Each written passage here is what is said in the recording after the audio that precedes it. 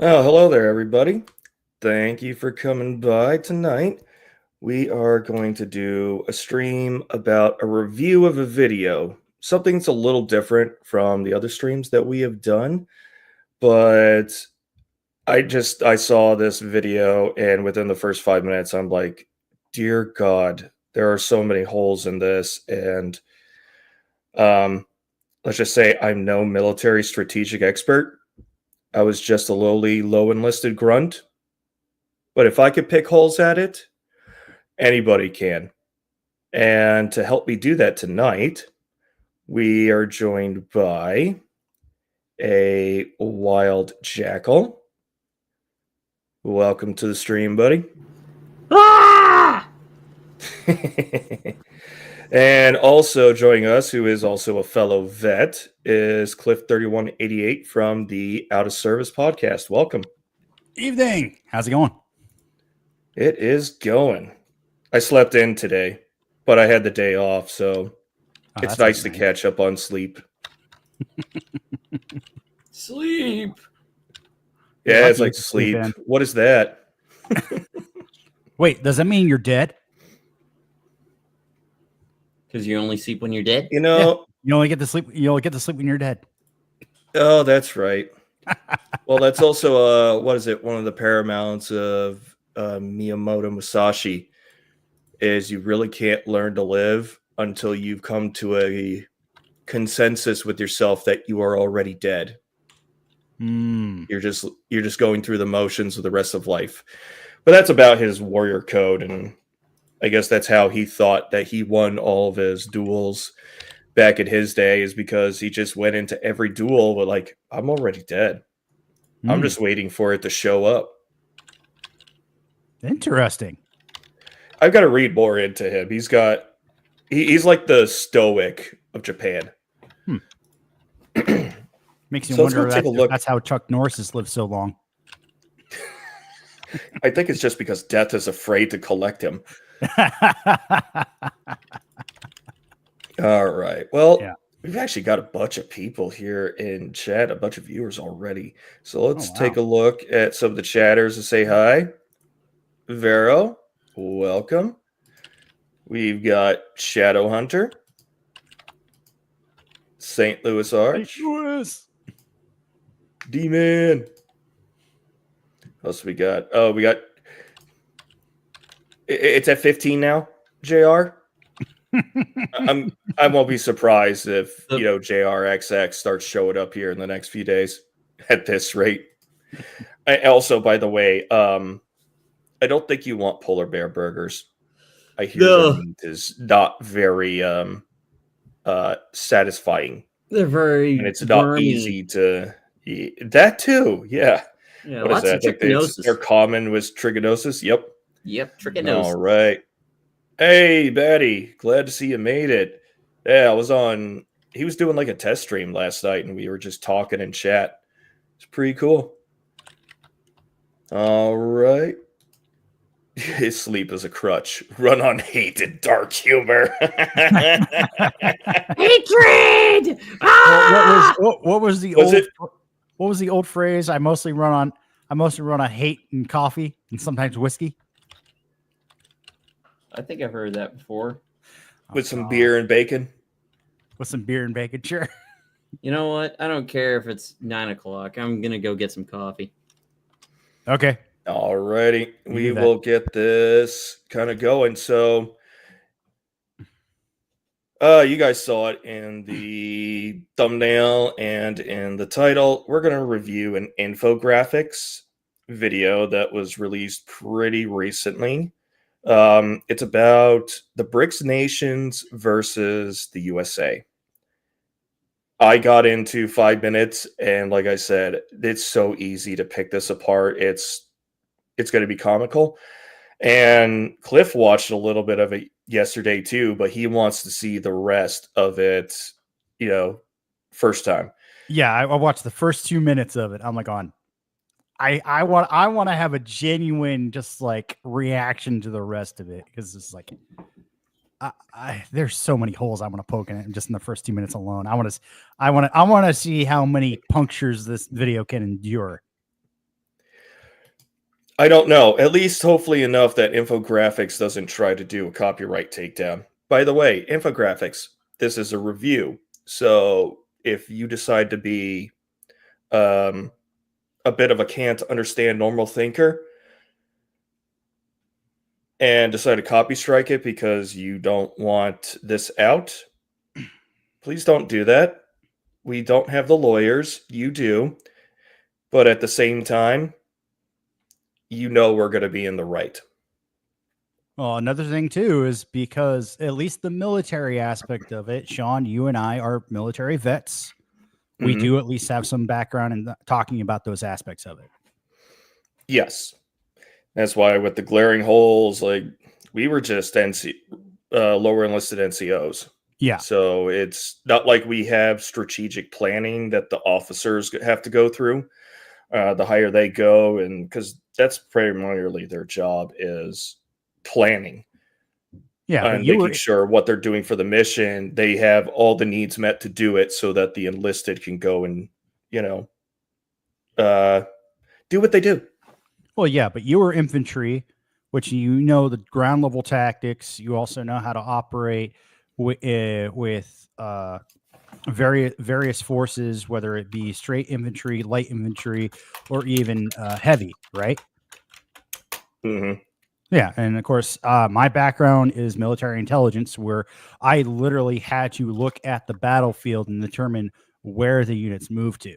I had to do battle damage assessments. I had to pull recon reports. I had to receive SALT and salute reports. So I had to have an overall idea of what was happening on the battlefield for our region. So you had a more macro level observation versus my micro. Exactly. So you and I, between the two of us, yes, we might have been lower enlisted, but we can cover both sides. You me macro. So yeah, I wish I had time to see if Pop wanted to come in on this one, but I'm pretty sure he's got things going on. Oh yeah, that's fair. But you know what? There's plenty of infographics videos out there that probably deserve the same treatment we're going to give this one. So without further ado, let me get the share screen set up. All right. I should actually probably make that its own window so I can full screen it.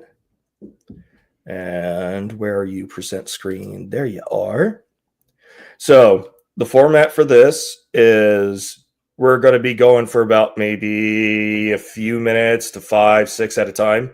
We're going to try to cut it off in 5-minute increments. We'll take it down, discuss, and then bring it back up. Because this is the way that I've seen where other YouTubers streaming another YouTube video. This is how they get away with YouTube not going, hey, we decided to suspend your stream because of copyright infringement or copyright issues. So without further ado, let's get going. And resources to change the global order. Drop your thoughts I below. think you started at the very end, Sean. And if I pulled it all the way back. It's okay. At least I thought I did. At least you didn't spoil anything. Yeah. This is what Ivy League universities you can get into. Come on. 3.6 GPA. 90% of students with a 4.0 plus GPAs get rejected from universities like Harvard, Stanford. Jumped to a different video. I'm muting that because that's unskippable. Yeah. Ivy League colleges, everybody. If you watched Pop's Tuesday show, he and Battledorf went into detail as to these aren't actually schools anymore. They're indoctrination centers. Exactly. All run by the Bolsheviks. Now drink. God damn it. Got to throw one or two in there. Yeah, he would have been another one that I would hope to get, but I don't know how to contact him. I should. I have his email. I can contact him. Please tell me it didn't move to another one. No, it didn't. Yeah. Jesus, YouTube is trying to force us to really pay them $15 a month. Wow. It used to be this bad either. A minute 30 unskippable. Oh my God. Hey, YouTube's become TV. That was my fear, is that streaming, well, we're already seeing it, like Amazon Prime, you have to pay to remove ads. I think And you're you not just even went going to to play the video. No, you went to a totally different video. No, it's still there. This is what Ivy League universities you can get into with a 3.6 You GPA. loaded a different video. 90.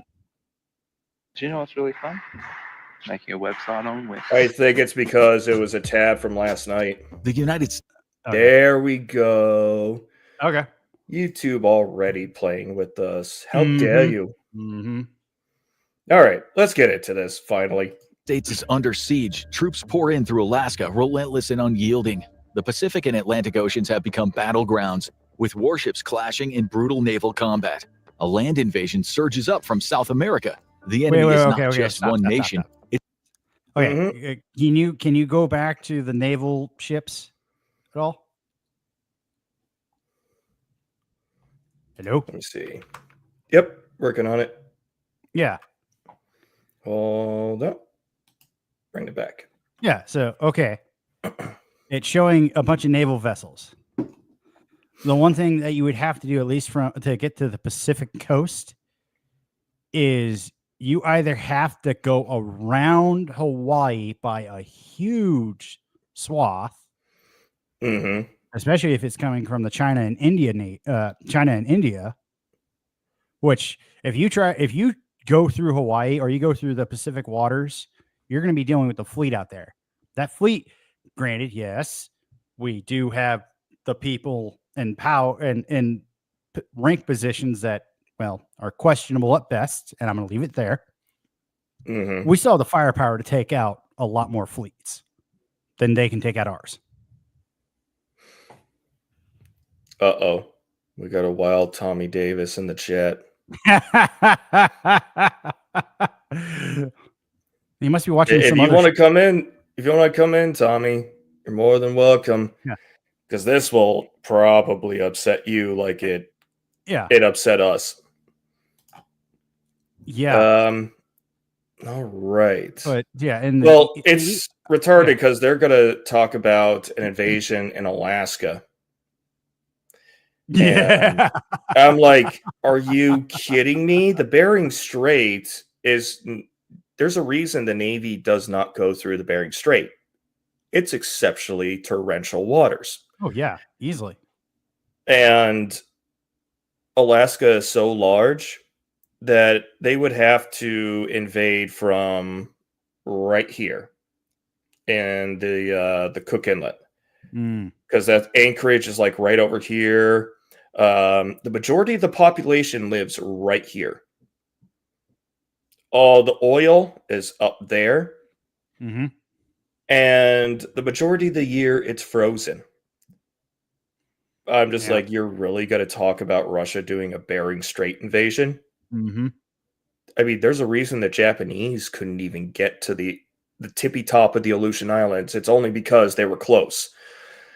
Yeah. Anyways. About the only way they would ever be able to have some sort of way of getting their Navy to the coasts is every single submarine they would have to use all of them and use every single piece of armament they have to take out the coastal defenses.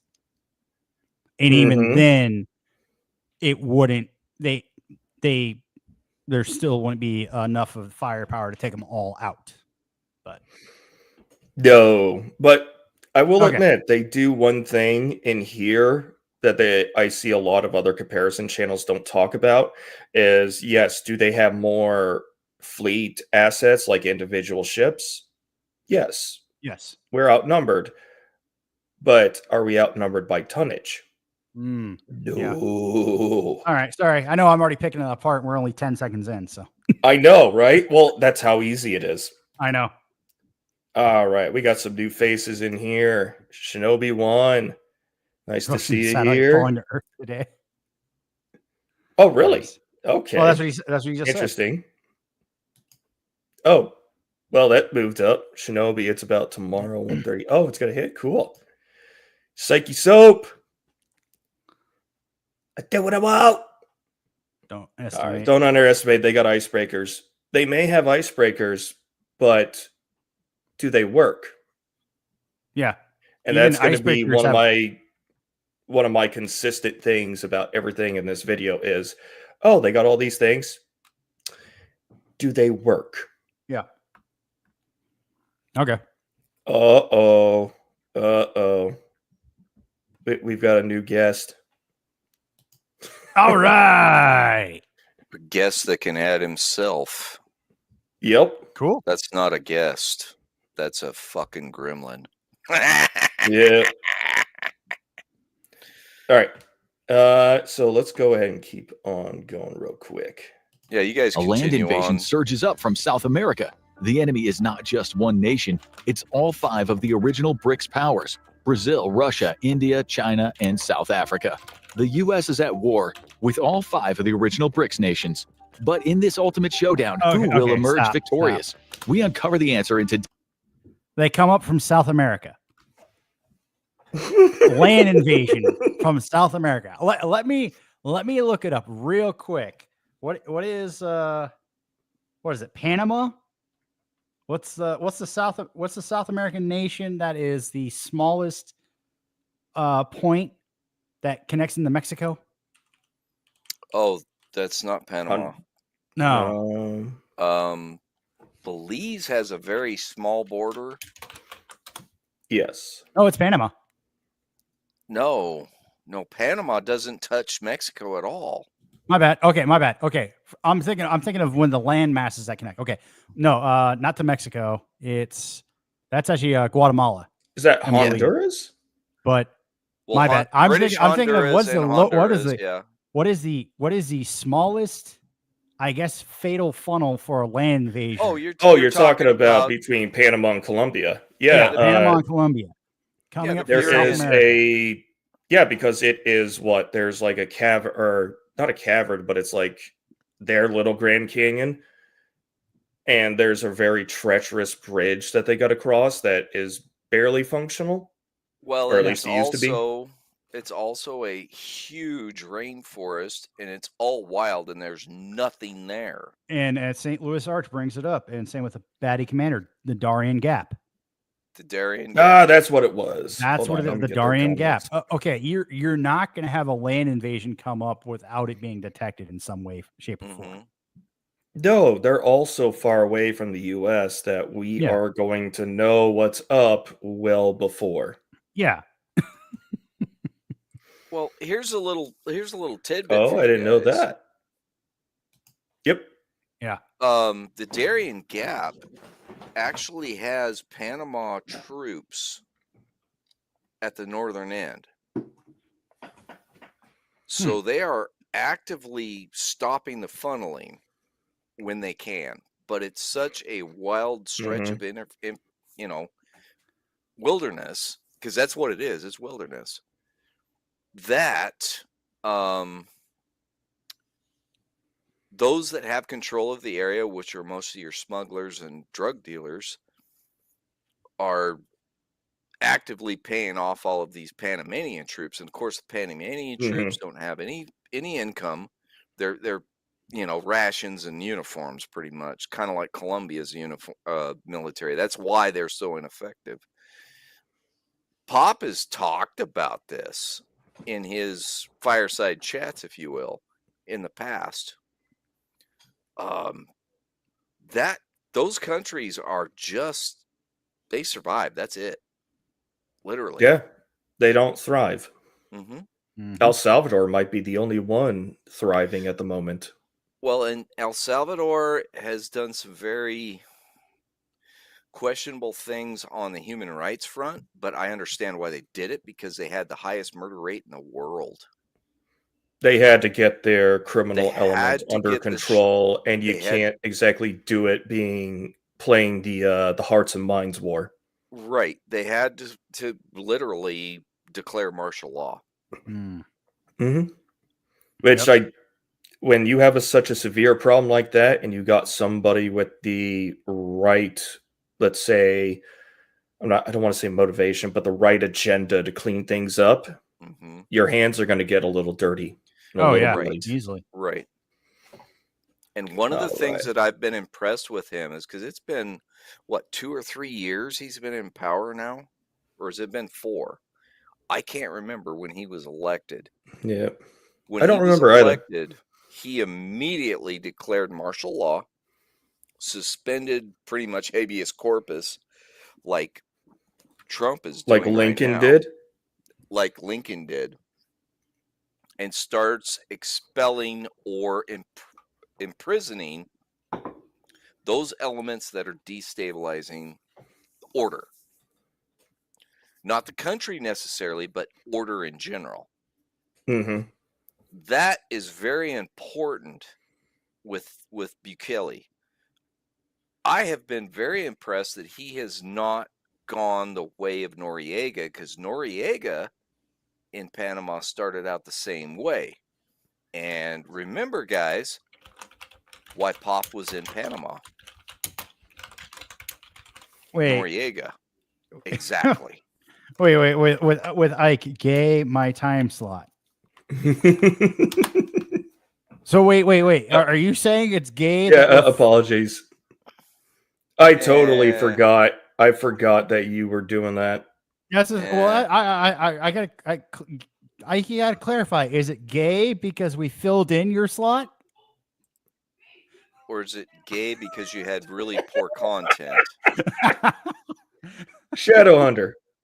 Excellent response. Oh, that's perfect. Yeah. Yeah, there you go. There you go. So that answers my question. There you go. Hopefully we are not taking your viewership away. I'm sorry about that, Ike.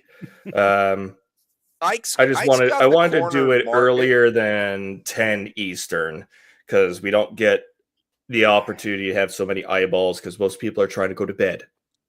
But honestly, let's continue with the video. Yeah. Let's keep going. Oops. I did a fucky wucky. There we go. Today's episode of the Infographics Show. USA versus BRICS. Who would win? But first, why are these nations fighting in the first place? BRICS exists to mount a challenge against the existing Western-led world order. The U.S. spearheads that world order, which the BRICS nations believe is unfair and I want to know the specifics of Western-led world order, because I don't think the USA leads it at all. No. I think they're assuming the American hegemony. Oh, of course. I want to stop everybody real quick here. Have you guys ever watched any of the infographics garbage before? Or is this your first one? I know. I used to watch it a couple years ago. I used to watch them a lot with, especially with other things that are not related like this. Okay, so you're not aware that they have gone completely left. No, I don't know if we said it on stream, but we were talking about that backstage, how disappointing they have been, especially after the new administration came in. You're going to see it here. They're going to take jabs at Trump, but they are a little bit more clandestine about it. And it suits the discussion. It suits the story they're trying to spin, but they're trying to pretend that they don't have TDS going on. Right. Okay. I just wanted to know if that was established, that they are not friendly to necessarily center or even right-leaning politics. No, they are not. No. All right. Let's bring it back. Exploitative. But that alone wasn't enough to trigger a war. All 5 of the BRICS nations benefit from America being the world's power player. For instance, trade between the US and China reached an estimated $582.4 billion in 2024. Trade with India, though not as lucrative, was still strong. $129.2 billion exchanged hands between the two nations. So trade isn't at the heart of the war. Russia and China are the aggressors, stung by US sanctions and determined to break free from American dominance. They rally the rest of the BRICS nations to take a stand. If the US can cripple Russia and China's economies, what's to stop it from doing the same to Brazil, India, or South Africa? Stop right there. Yeah, you got to kill that anyway because it's copyright. Yeah. Well, Brazil. Brazil, India, or South Africa. If it weren't for the U.S., China, and Russia, those three nations would collapse on their own. They would have ceased to exist Yeah. during the 70s, actually. Yeah.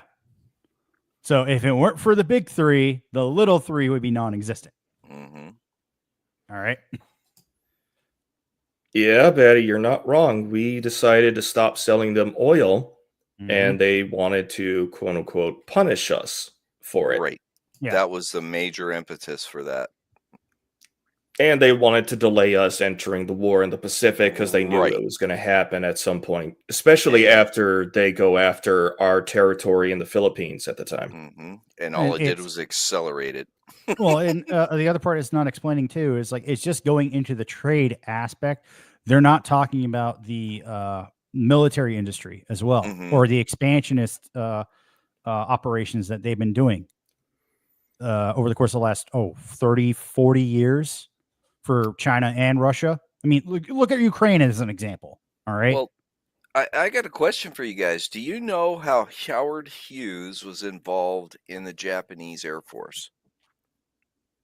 I was not aware. I heard about it, but I don't remember the details. He was not directly involved. They stole his plans for a fighter aircraft he developed in the mid-30s, I believe. Oh, that's right. All the freaking aerial espionage. Do you know what that vehicle was called during World War II? The Zero. That was Howard Hughes' airplane. That's right. Yeah. They stole it outright. How very Asian.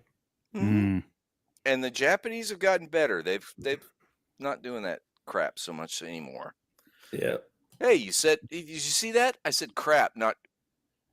No, we've all let a couple of them come out. We're just trying. We're still trying to be family friendly for YouTube's sake, so that we get more eyeballs on and get promoted in the algorithm.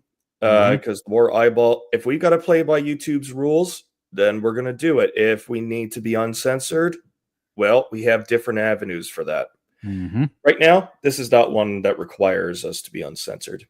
Addressing Shadowhunter here, has there been consideration of the fact that India, Pakistan at war, the Chinese are likely to be at India's throat short? Well, it's really funny because India and China have a specter of land where they beat the hell out of each other with sticks because they know that because they're fighting over a freshwater river for a water source, and they don't want to go kinetic, but they know that their troops are uncontrollable, so they take away their weapons and give them sticks. It's a and they beat the hell out of each other all the time. Area. Yep. Let's see.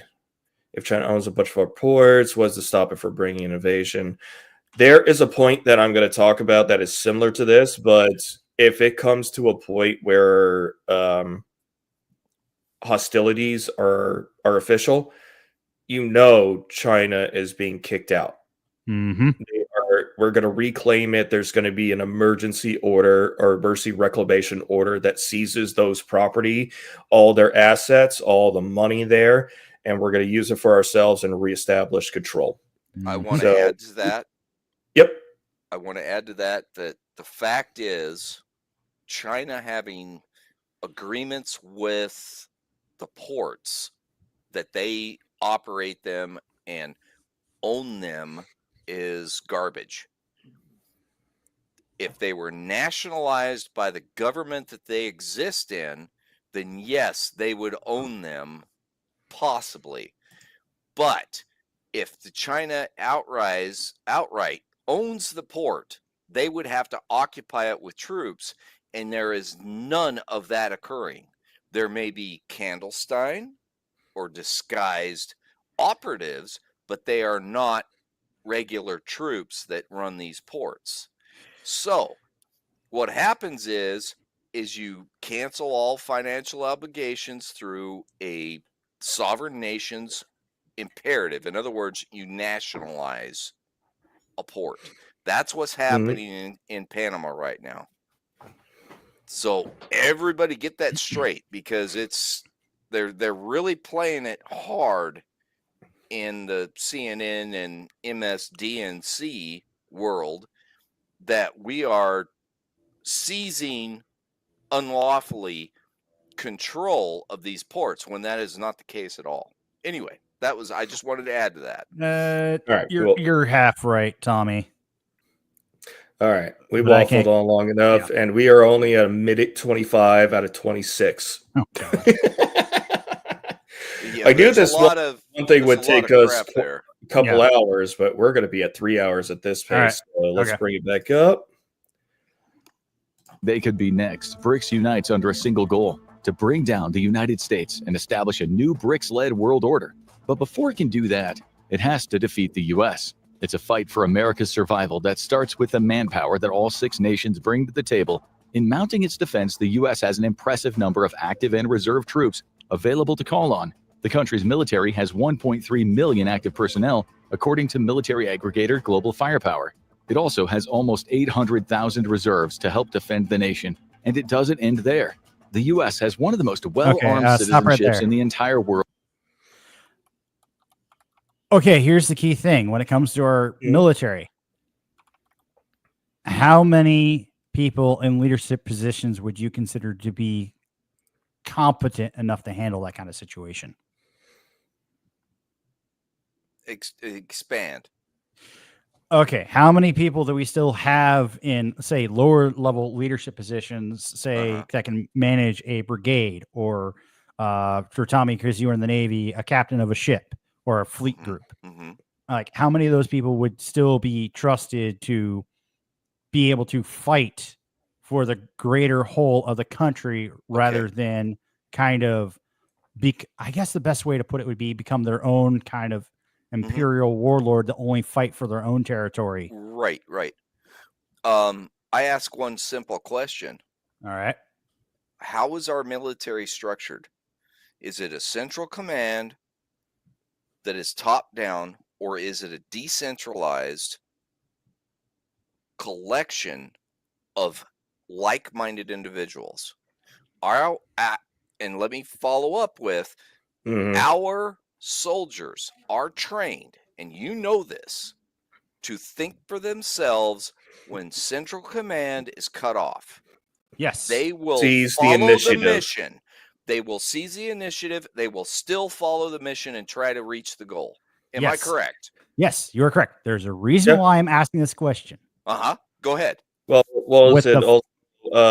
we're one of the very few militaries in the world that emphasizes seizing the initiative, while the majority of nations, their militaries, you seize the initiative without higher level approval. It's a you are coup. It's either a coup, or you are about to go into a fire or be in front of a firing squad. And the reason why I asked that question, because now we're talking about the inverse. How would those 5 nations military be able to cooperate if they all have their hierarchy set up that way?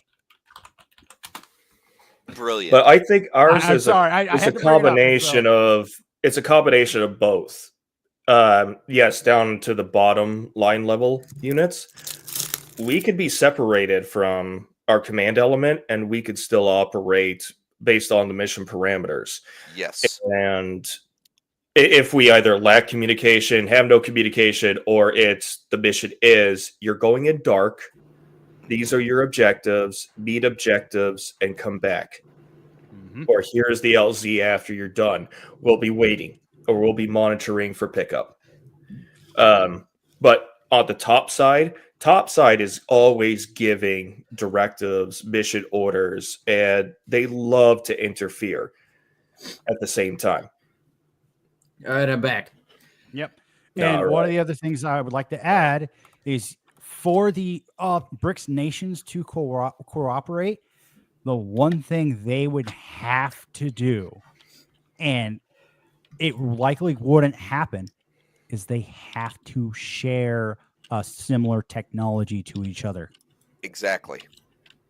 Yeah, they're going to face some do, but not overall. Nope. First big hurdle is go ahead. Okay. the first big hurdle for them is a lot of those countries, they utilize technology that we supply them. And we know how to take it down. And we know how to take them down. We have supplied them. I mean, the most common militaristic round that you're going to find now is 5.56. Most widespread. And it's most NATO. widespread, right? Yeah. And if BRICS is consisting of a lot of countries that were part of NATO, then more than likely they're going to be utilizing ammunition that we use as well. Now, some may look at it as, well, that's actually a good thing, because that means if they do attack us, then they can just they can resupply off of our dead troops. True, but at the same time, do they have the facilities, access to the raw resources, and the manufacturing capabilities to manufacture that ammunition to supply their militaries during time of war? Do they have the capacity, or have they just been riding our coattails the whole time? They don't have the resources. They just don't. And they still buy all of the equipment to make the ammunition from us. Exactly. And when they're cut off, they're done. They're done. That means that their engineers won't be able to maintain those, because guess who teaches them how to maintain those machines that make our equipment, our ammunition, our primers, our powder? We do. We teach them how to use it. And if they try to reverse engineer it, we've seen how these other countries try to recreate our technology. Spoiler, they suck. It's laughable. No, Also, no. What also is laughable 5.56 is a wild father Saunders in the chat. Saunders, get out of here and go drink your butt milk. Oh, that's actually a new Saunders Eve product, by the way. It just launched about days ago. With the Hobgoblin sauce. All right. It's alongside the Hobgoblin sauce. We it's are butt milk. waffling on. Yeah. We need to get off of that. Okay, yeah, subject. let's get on. Let's get on with it. Yeah. World. It's estimated that there are around 398 million firearms in possession in a This should be, I'm glad most nations don't have this ratio, but if you want to have a secure country, that should be the ratio. More firearms than there are actual capable users. What was the Let's stop 1 second here. I just want to point something out. Mm-hmm. Why is that guy handing money over to an obviously soy individual that has a Nagant with a fucking piece of shit scope on it? Yeah, that's not a PU scope like the rest of them This do. is Infographics, remember? They are terrible. That's why I hate this. This is a bad choice for a video to. Well, fuck these people. We can tear it apart all day long. Yep. All I can say about this part is remember what the Admiral Yamamoto said. You cannot invade the mainland United States. There would be a rifle behind every blade of grass. Right. You don't have enough bodies. The Japanese tried to do the same with mainland Japan. Mm-hmm. And they couldn't do it because they couldn't manufacture enough weapons. Well, it would have been if we had not forced the issue. Let's just put it that way. I'm not even going to get into the rest of it. If we had not forced the issue the way we had, it would have continued. But at that point, those were just the nails in the coffin. Mm-hmm. Mm-hmm. Very terrible nails in the coffin. Mm-hmm. Country that contains around 260 million adults. That amounts to more than 1.5 guns per American adult. Granted, only 41% of Americans say they'd be willing to fight for their country if they got wrapped up in a war. But that's still a potential civilian army of 106.6 million. However, one thing they don't mention is the amount of veterans, even just the amount of combat veterans alone that are out of service but are war hardened. Well, and don't forget all of the peace officers that have retired because of whatever reason that are going to join immediately along with our veterans. I mean, we may not be able to fight on active duty anymore, but what we Right. can do is be the militia for in case there is a successful landing. And I was just about to say that. We, as the American people, are the militia. It's ingrained in the Second Amendment. Yep. Mm-hmm. We are the defense of the nation. Right. And do you remember, guys, that does not say male or female. We, the people, are the militia. Anybody. Mm-hmm. Exactly. Yep. Any citizen.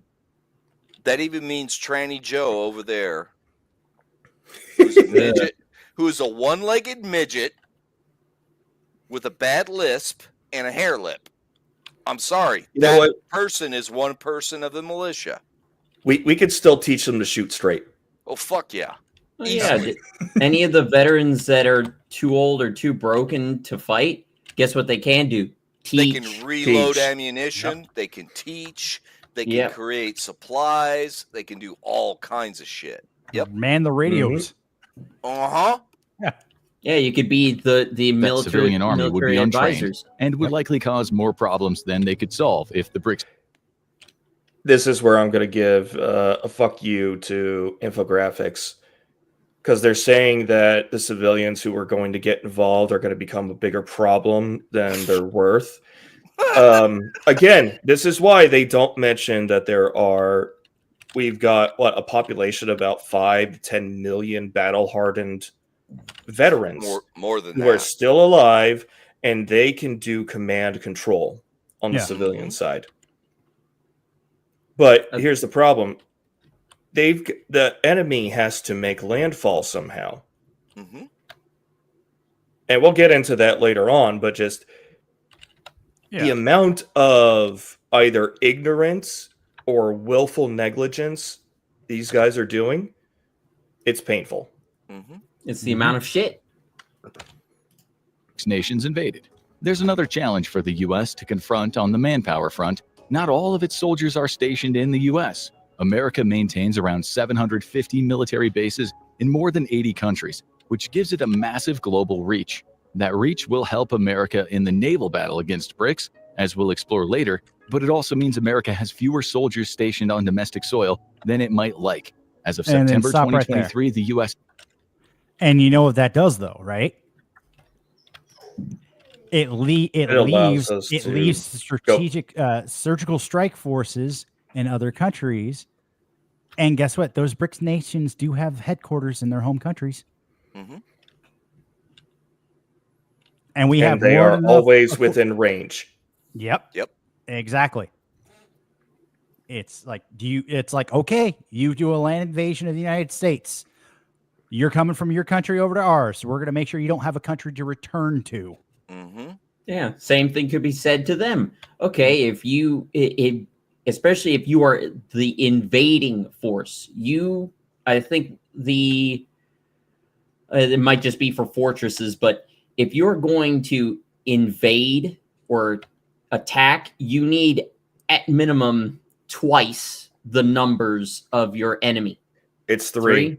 Is it 3? The ratio is 3 to 1 advantage. That is just human numbers. Yeah. So if they're going to drain their countries of that much manpower to undertake a land invasion of the United States, that means that they will have basically nobody left back home. So any win is a Pyrrhic win. And we know what that means. For chat, real quick.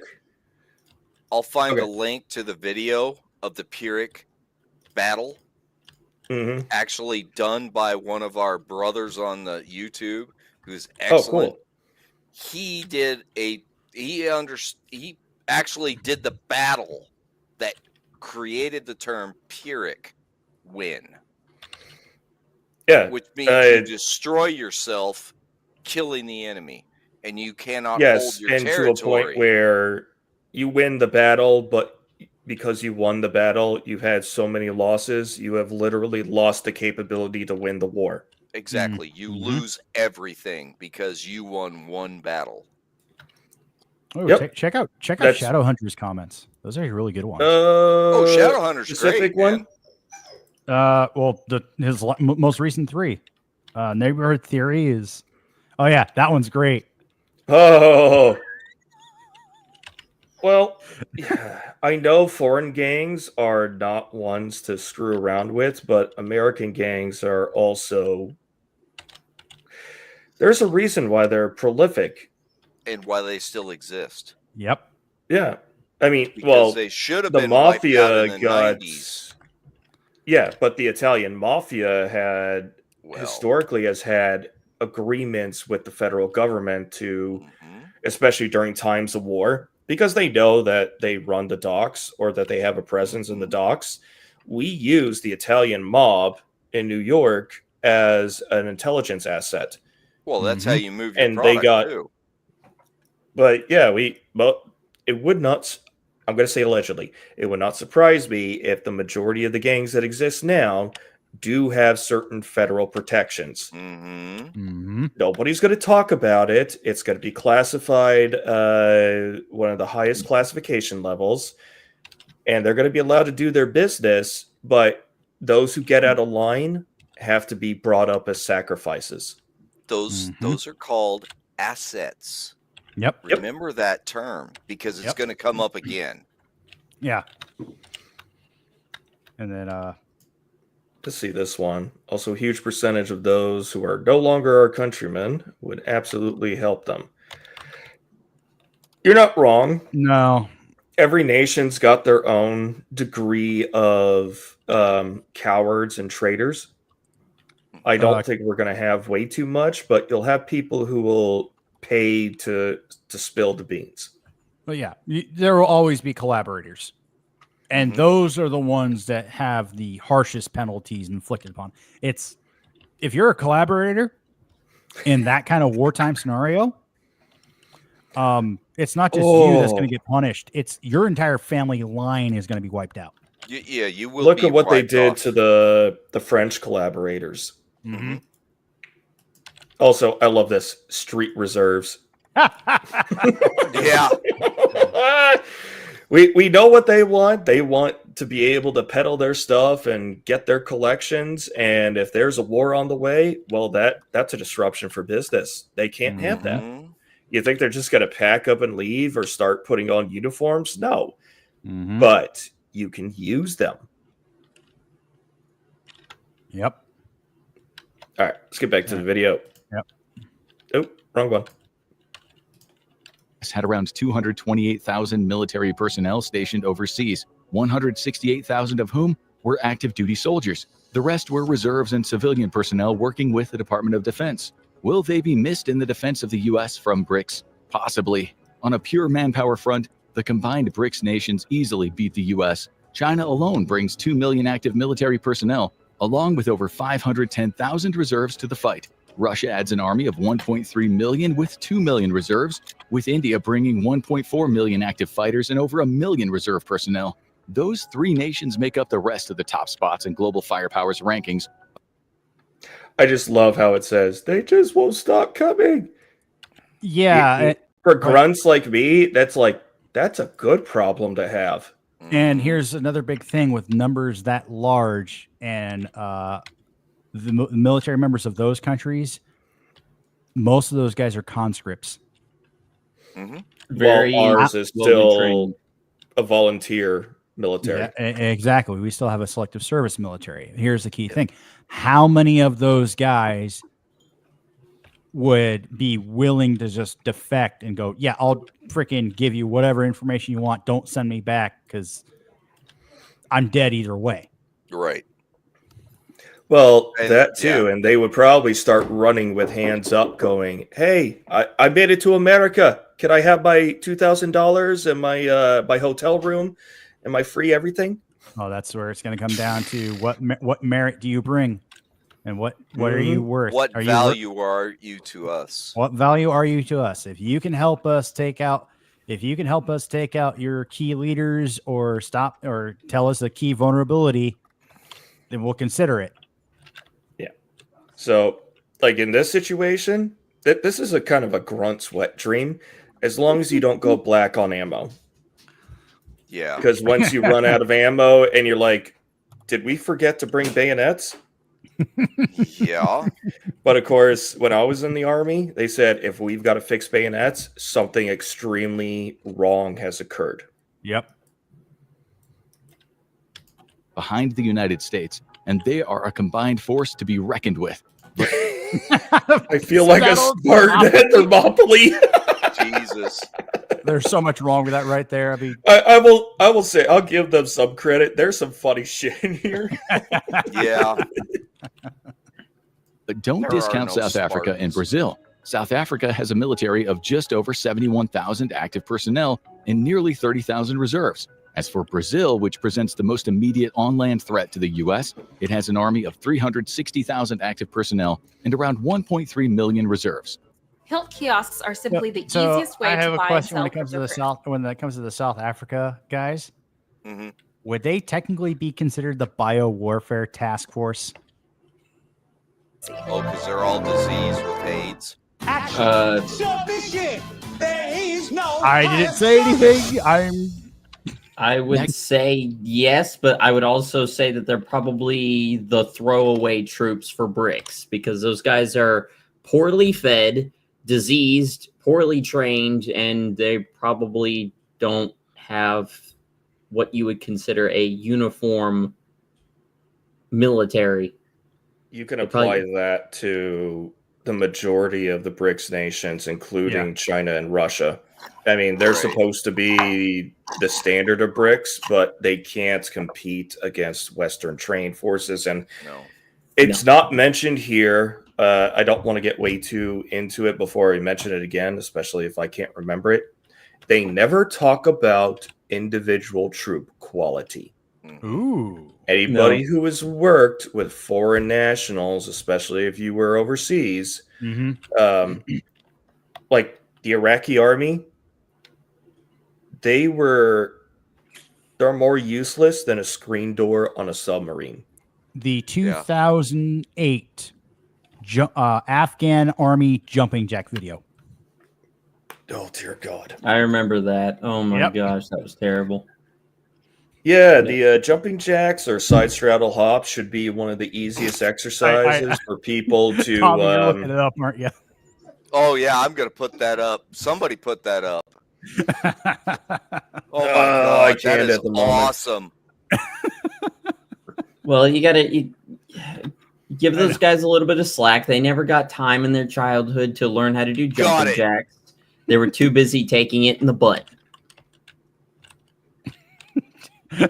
How many zeros is that? Yeah, that's what we were talking about, man. That is freaking awesome.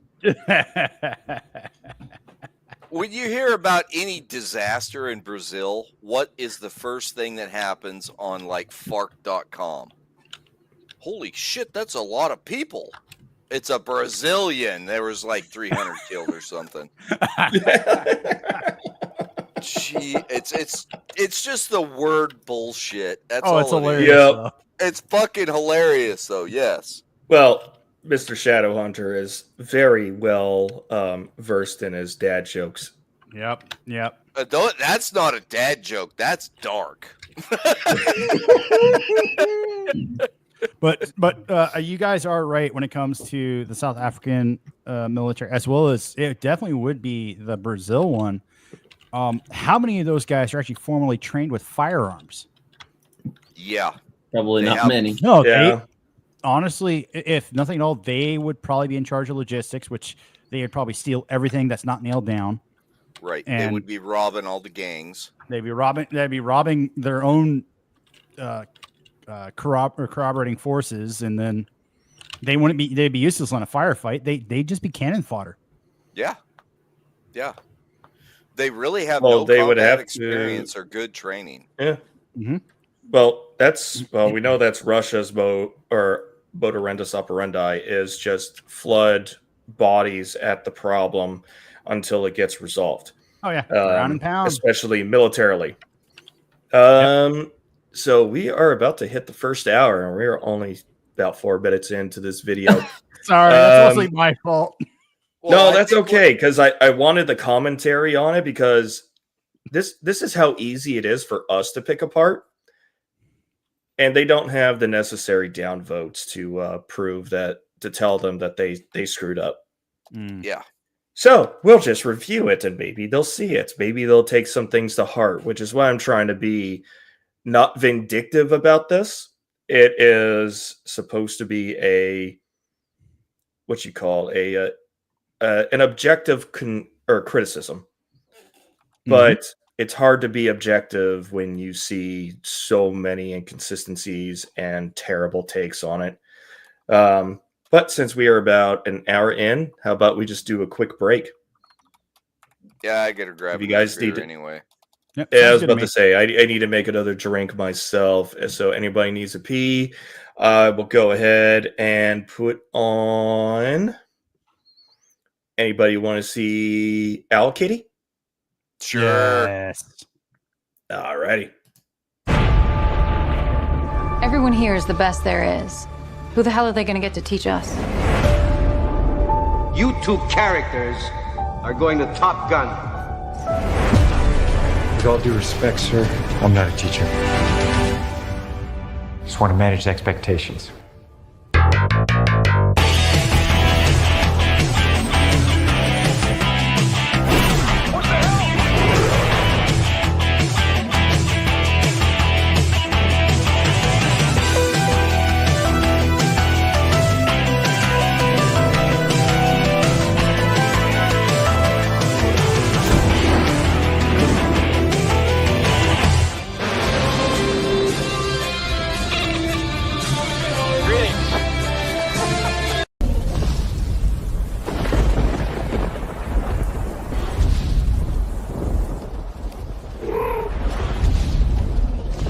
Absolutely still. This vision is based on movement.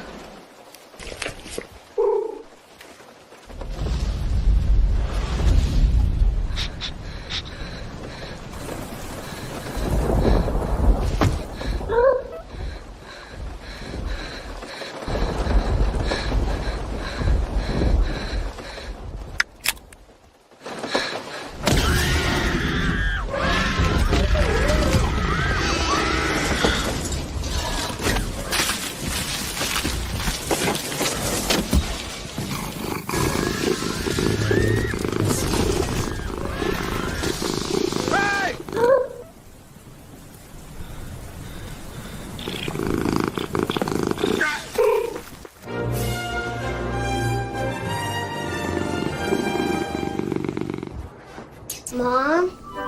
Dad?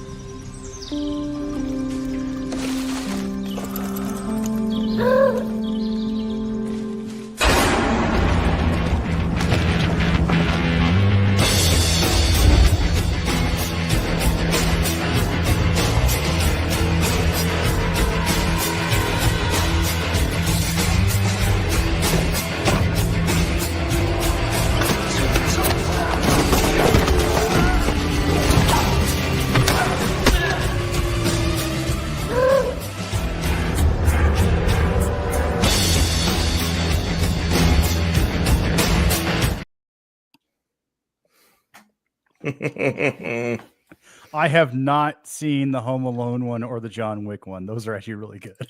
Yeah, those were all combined recently. He hasn't done any new he's ones in a while. Hell of an editor. Oh, we've got another guest. Ruh-roh. Oh shit! Welcome, G Wall Mando. Oh man, not that guy. What, would you rather deal with Shadowhunter and you have to wait for your turn to chat at him back? Nah. Fair Why? enough. Because he talks too much? Or because you have to think of a comeback? Well, Shadowhunter is very good with very deep thoughts, and he is not Jack Handy. As long as it's deep thoughts, not deep throats. Yeah, well, you know, Lovelace actually wasn't that bad a looking gal. Anyway. Yeah, we got another person in the chat now. Traveling Fools, welcome. All right, let's go ahead and get back into this. I keep clicking the wrong one. One of these days, I'll be a wizard enough to do this without those screw ups. Gives BRICS 5.2 million active military personnel with around 4.8 million reserves. Assuming all reserves are called into action on both sides, that stacks America's. So, with that in mind, I wonder if I can. I'll have to share another screen that I found. Which one is it? Because it was really hard to get numbers on NATO versus BRICS, but I found one at least from Statistica. And let's go ahead. We'll stop that screen and we'll present the other one. Well, where's this countdown thing coming from? There shouldn't be a countdown. I'm seeing a countdown on the main YouTube screen. Are you? Yeah. Did somebody play the countdown? Power Direct something. Yeah, there's a countdown for like. No, that's the start. That's the beginning of the stream. You restarted. I think you went back to the beginning. Okay, that maybe. Tommy, all right. I told you to leave the flux capacitor turned off when you're on stream. Yeah, it looks like I hit the some button and the live was not up. Okay, no worries. All right. Ignore me. So I at least did find NATO's numbers because, well, you'll find this out if we actually get through the whole video. NATO is not mentioned at all. Mm-hmm. Yeah, there's a reason for that. Yep, it's a weak. Well, yeah, I'm sure they're trying to be like, oh, can the USA by itself do that? It's like, well, we have Article 5 of the NATO Charter, which is attack against one is an attack against all, which obligates them to war. Mm-hmm. But look at total military personnel. They're saying BRICS has 5 million. We've got 8. Yeah. Okay. And ours are skilled. Something I would like to point out real quick. Their Infographics is really good at coming up with good alarmist videos. Mm-hmm. If you don't believe me, look up any other natural disaster ones. Yep. But they are failing to take one key thing into consideration for all of these countries, with the possible exception of Brazil: transport capacity. Mm-hmm. Yep. None of the nations involved, with the possible exceptions of China and Russia, have enough transport capacity to move even a quarter of their personnel across a major ocean. They will mention how many assets that they have, and they will put like a transport thing there, but what they don't answer is, are these only capable of self-defense, like around the nation's borders, or are they expeditionary? I was going to mention that. Because we are I think it's the Western navies, maybe Russia. I don't think China has an expeditionary force that can't go beyond the South China Sea. Russia is totally fucked. To quote a specific AI from a video game that used to be good, Command and Conquer. We both know the answer to that question. Yep. I've got 2 words. Admiral Khrushchev, isn't it? Or Khrushchev. Khrushchev.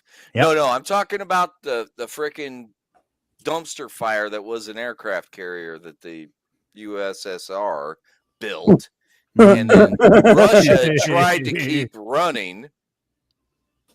Did they end up selling that one to Brazil? And then No, using... it's in dry dock right now, dude. Oh wow! That coal burner is in dry dock right now. That and was used during China's Syria. Yep, and China's quality of aircraft carriers are questionable at best.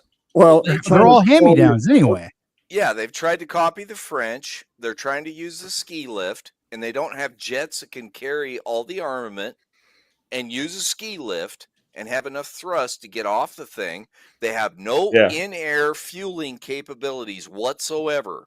So what they use when they get off that deck is all they got. Armament. So in other words, China don't have enough junk in the trunk. No, they got no black girls in their military. I'm sorry. They got no Mexican girls either, who are real firecrackers, by the way. Well, and that because their metallurgy skills are so piss poor, the armor they actually have on those is terrible. Mm-hmm. It's pig iron. There are rumors that China has a few really good pieces of weapons technology on their aircraft, but I have to ask just how many of them are actually functional and fieldable. Right. And how many of them were originally built by China? Because I doubt any of them were. Well, if they've lasted for more than a year and they didn't come from a certain lab, I'm sure they didn't last more. I'm sure they didn't come from China. Oh, okay, guys. I've got something. Weather balloon airborne. I've got something to point out here, and this has nothing to do with the military. The C919, which is the direct competitor with the 737. Do you know where they're getting most of their avionics? In other words, navigation, control, all that good stuff, and their engines. Where are they getting those parts? This is the homegrown aircraft. They're building it. They designed it. Where are they getting the parts to put it together? Don't tell me it's United States. I've got one word for you, and it's just a letter. B. You know what I'm talking about. Oh. Yes. What did they do 2 weeks ago? They refused brand new 737 Maxes, and those planes flew out of China, and you know who owns them now? Malaysia.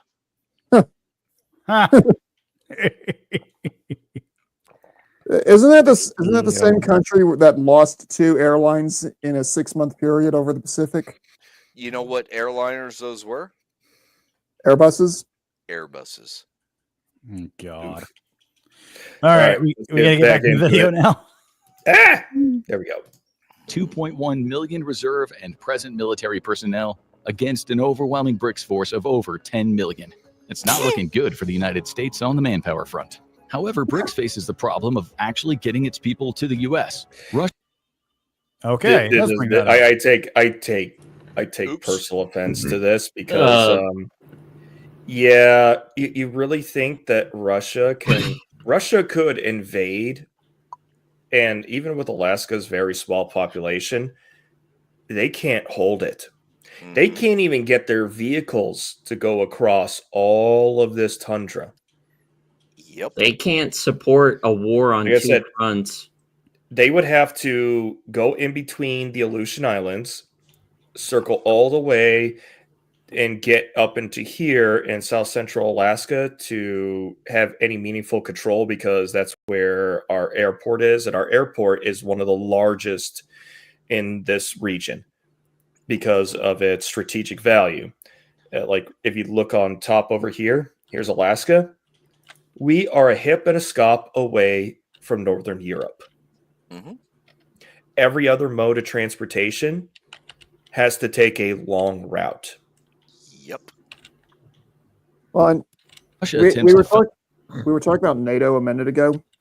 In this scenario, there's literally only one NATO country that could even bother attempting to render any kind of meaningful assistance, and it's America's fancy hat. Mm-hmm. And they Not are wrong. They are terrible.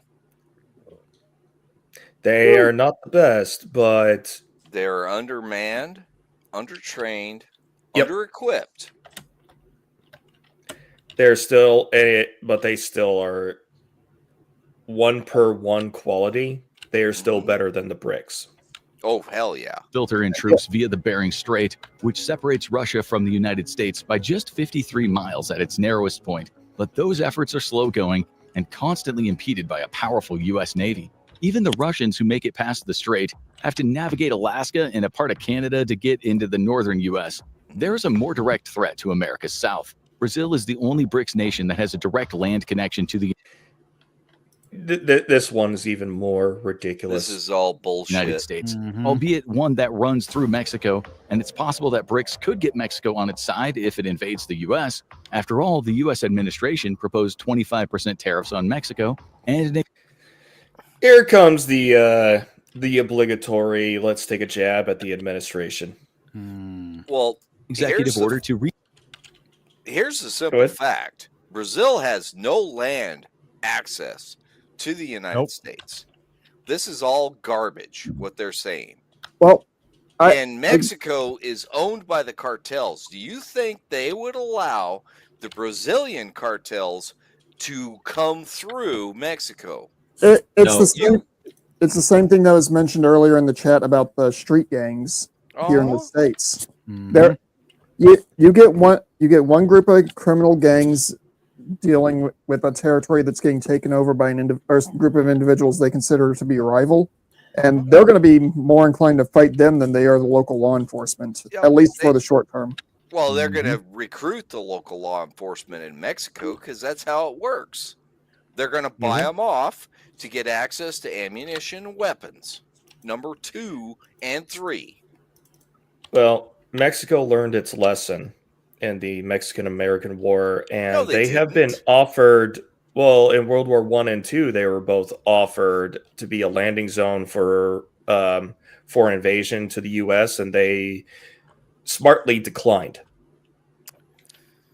There is one problem I have with your statement, and that is the fact that all Latin peoples have a problem, and it's called machismo. My dick is bigger than yours, even though it's only 2 inches long, and I have a burrow and a frickin' Kalashnikov with no ammunition.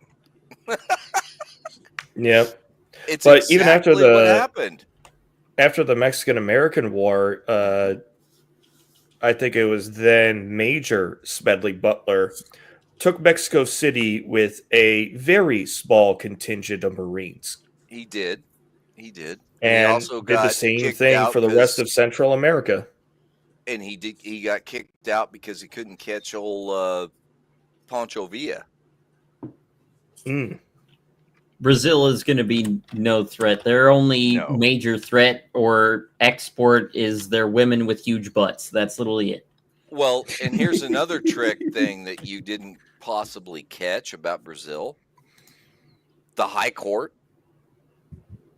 was told to fuck off by the legislatures, and they are not prosecuting Bolsonaro anymore. Okay. Shit's about to hit the fan. That's a them problem. Yeah, it is. And it'll be located in Brazil, and that's their issue. Yep. Exactly. No, they're too unstable at home to do anything foreign. And you've got to realize, too, that Colombia is in the same problem. We really Petro is a piece of shit. Really, one at a time. Tommy, then you, Mando. Or are you done, Tommy? Well, I just wanted to put out that Bolsonaro, of course, he got voted out by the lost election bullshit. Petro, he captured the election because he was the guy that wasn't URB or whatever his name is, that was pulling the strings with all the assholes. In Colombia, they're only allowed a 6-year term, and then they're done. They can never be elected again. But because of the cartels and the way they work, and when I say cartel, it doesn't mean drugs. It could be coffee. It could be anything. But they're families that control the resources. Mining, all of that shit. What happened in Colombia when they elected Petro is they were trying to get away from Uribe, and he was a conservative, if you will. He was the old Spanish family type control situation. Petro is a fucking communist that was part of their FARC insurgency, and he dealt constantly with the ELO, which is or ELI or whatever it is. It's the counterpart to FARC, and they fight back and forth because they're all fighting over drug trade. Right. Anyway, he's going to get shit canned before his term is up. I can bet money on it. Anyway, go ahead. Mando. Now, Mando. Well, the only thing I was going to point out is a lot of these countries, yeah, they don't have a very strong central government. Mm-hmm. Yeah, they may not have a very strong central military command because of all their criminal or cartel aspects. And I will agree with you. Cartel does not necessarily mean drugs or illegal activities. No, it doesn't. Yep. Technically, OPEC is a cartel. Yes, it is. But, it's actually called a cartel, by the way. Yeah, but what I was going to point out is if these countries are having somebody with what they perceive to be a bigger stick or a better offer than what they would get for staying out of a problem, are coming up, breathing down their necks and telling them to get involved, they're going to get involved, whether they think their citizenry wants it or not. It's all about who's going to be able to grease their palms and get them into power for another couple of years. You see my fingers? And their power about line. Money. Yep. All right. Many of us were in Iraq or Afghanistan. How corrupt were either of those countries? The Arab states make the Mexicans look civilized. Yeah, but what I'm getting at is the Mexicans learned corruption from the Middle East, essentially. That was the Moors invading Spain and taking over most of the Iberian Peninsula. Yes, I agree wholeheartedly. You're not wrong, Arch. All right, back to the video. Rename the Gulf of Mexico to the Gulf of America have already created a contentious relationship. Should Mexico say yes to Brazilian troops streaming through its country into the U.S., that would force America to face an active Brazilian force of 360,000 on land. But that assumes Mexico is on board with the plan. If it doesn't... Are you really going to miss this? We do. All right, discuss while I wait for that commercial to run through. And another group you're also not considering, which I know it's kind of out there, is the cartels of America's hat, specifically the syrup cartels. I'm not joking. You think? No, it really is. The syrup and the Singh dynasty that is in Canada. Oh, right. All of the Chinese up there in Canada. No. The Singh. S-I-N-G-H. They're Indian separatists. Yep. Oh, those things. Yeah, we're talking about a whole different problem here, guys. Yeah, the thing is, we've got so many different hornets' nests in all of these countries. Their idea with building an economic powerhouse to try to go against the United States and Europe, on paper, is not a bad idea. Sure. In practice, practicality. I was about to say that. In practice, they don't have jack or squat they can really do long term. And they can do some damage short term. Beyond that, I'm not going to say any more. But long term, it's going to be easy for us to bypass them. And what happened earlier this week over on the Indian subcontinent? Yeah, the Pakistan. Yeah, India's going to be a little busy. Now, right. And China's going to get involved because they want to destabilize both of them. You actually just hit up on the country I was about to point out, Tommy. Who is China more friendly towards militarily? India or Pakistan? Yep. Pakistan. So that is going to throw a wrench in BRICS moving forward. All right. And the video back. Here we go. Would be forced to invade via the Gulf of America and the Gulf of California, neither of which are attractive options. It would be forced to navigate through America's Navy, which is a major hurdle, as we'll soon explain. Plus, if Brazilian troops land in Texas, they'll face over 108,000 active soldiers stationed there. Landing in California is even worse. There are more than 156,000 active service members located in the state. Combine the two, and you get around 264,000 American troops. That's not another thing that they are sorely not saying is how many of these are combat military occupations in those troop numbers. Because yes, the Army tried to adopt the Marine Corps' doctrine of every service member in their branch is a rifleman. The Army has tried to adopt the same thing with low amount of success, in my opinion. Yep. Yeah. Your personnel man cannot be an 11 Bravo. But also the what is it? They're talking about California. That's a huge Marine Corps territory. Well, all of those active duty members, they are all qualified riflemen. Where in Texas, you've got what, 2 to 3 combat divisions out there. Yep. Oh yeah. Plus, you have all the crazy fucking Texans who know how to shoot. Tommy, I was literally trying to get that word in edgewise. Yep. We're all on that. One of the things I learned when I was stationed in Fort Sam Houston: never get between a Texan and his gun. No. Nope. No. Yes. Nope. No. And we're seeing daily reports of what happens in Texas. People play FAFO in Texas, and they found out. You find out really quick what's going on. And Quite it enough doesn't to matter match what your Brazil's color incoming is. force. But the U.S. can use its Navy to bottleneck the arrival of Brazil's troops to gain an advantage. Throw the 43,000 troop station. Again, assuming they can get anywhere close to the coast. Okay, so in Hawaii into the mix. Something else to consider here. America's aerial assets are really good at over-the-horizon targeting. All you need is whatever the current equivalent of a couple Phoenix missiles that the F-14 Tomcat used to carry, and several of those ships are going to be doing their best impersonations of a submarine followed by a coral reef. Right. They're going to become the Titanic. Well, no. They taught maybe the Crytanic. No, he's because they're going to get fucked. You're going to bust the spine of all these ships. Everybody talks about these hypersonic weapons and how deadly they are and all this other bullshit. The fact is, the United States military can launch a ship-busting missile from an aircraft 200 miles away because that's the reach they've got with the radar systems. Well, okay.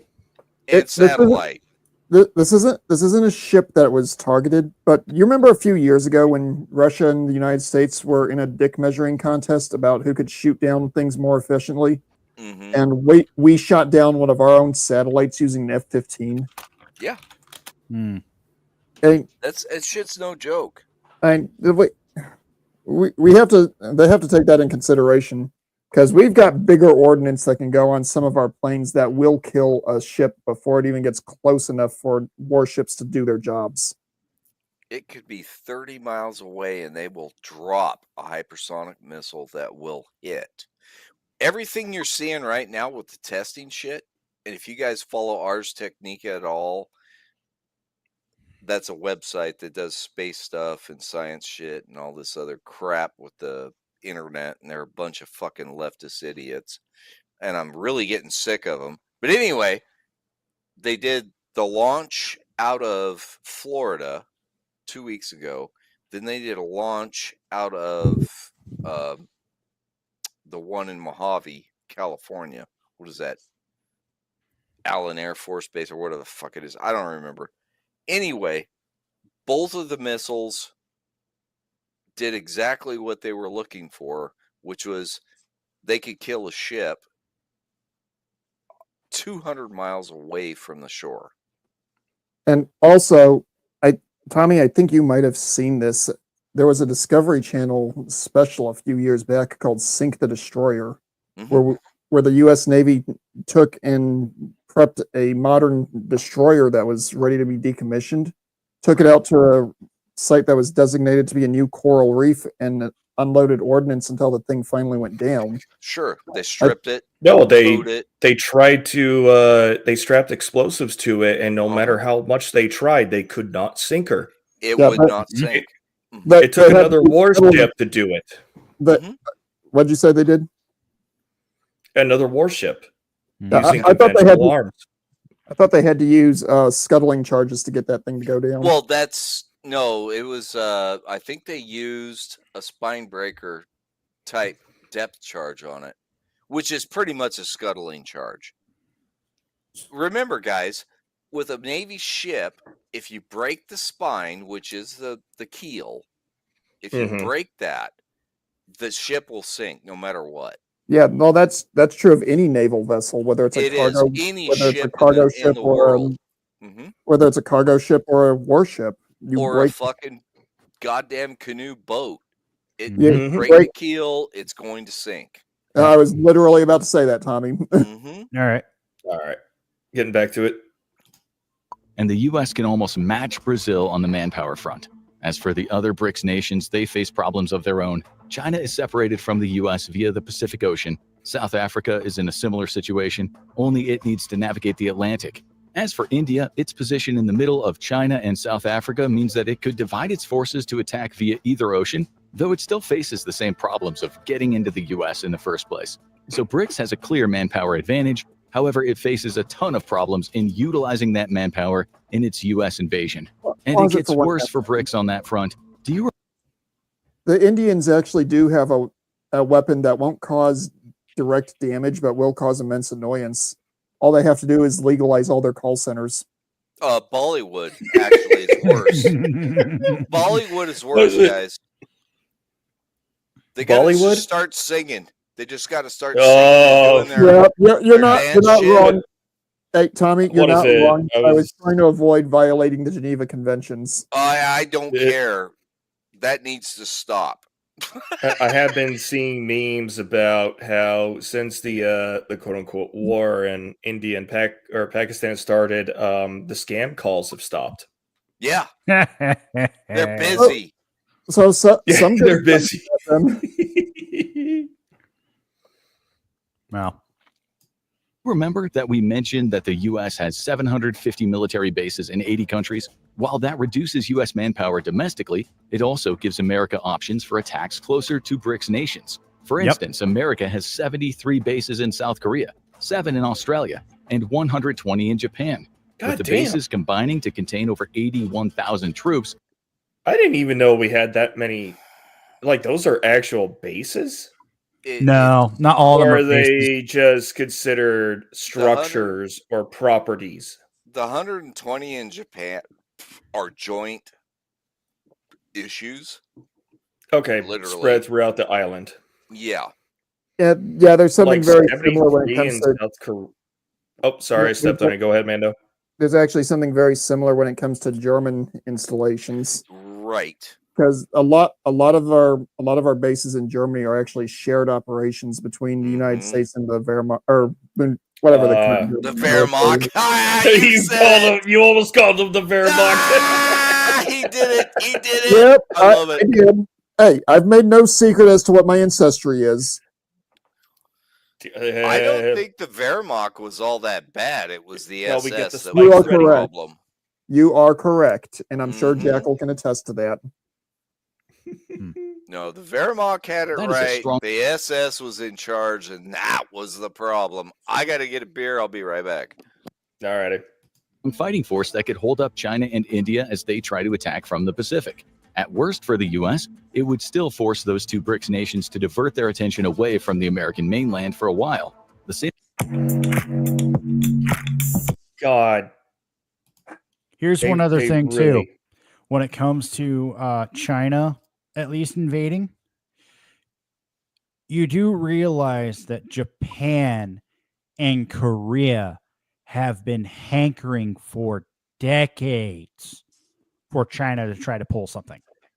Oh, they won't start the war. They'll let China do it and then finish it for them. Exactly. Well, exactly. The thing is, there's also an old U.S. adversary that has been waiting for China to do something dumb for some time as well. Vietnam. Ooh, because they're just at the south of their border too. And the Vietnamese are a little upsetty spaghetti with China over the way they treat their fishing boats. Well, what is it? Xi just had in the last week or 2 weeks, he did a visit to Vietnam during the tariffs to get Vietnam on board with buying their stuff. Yeah, they're when Xi left, what did Vietnam do? They bought a new shipment of F-16s from us.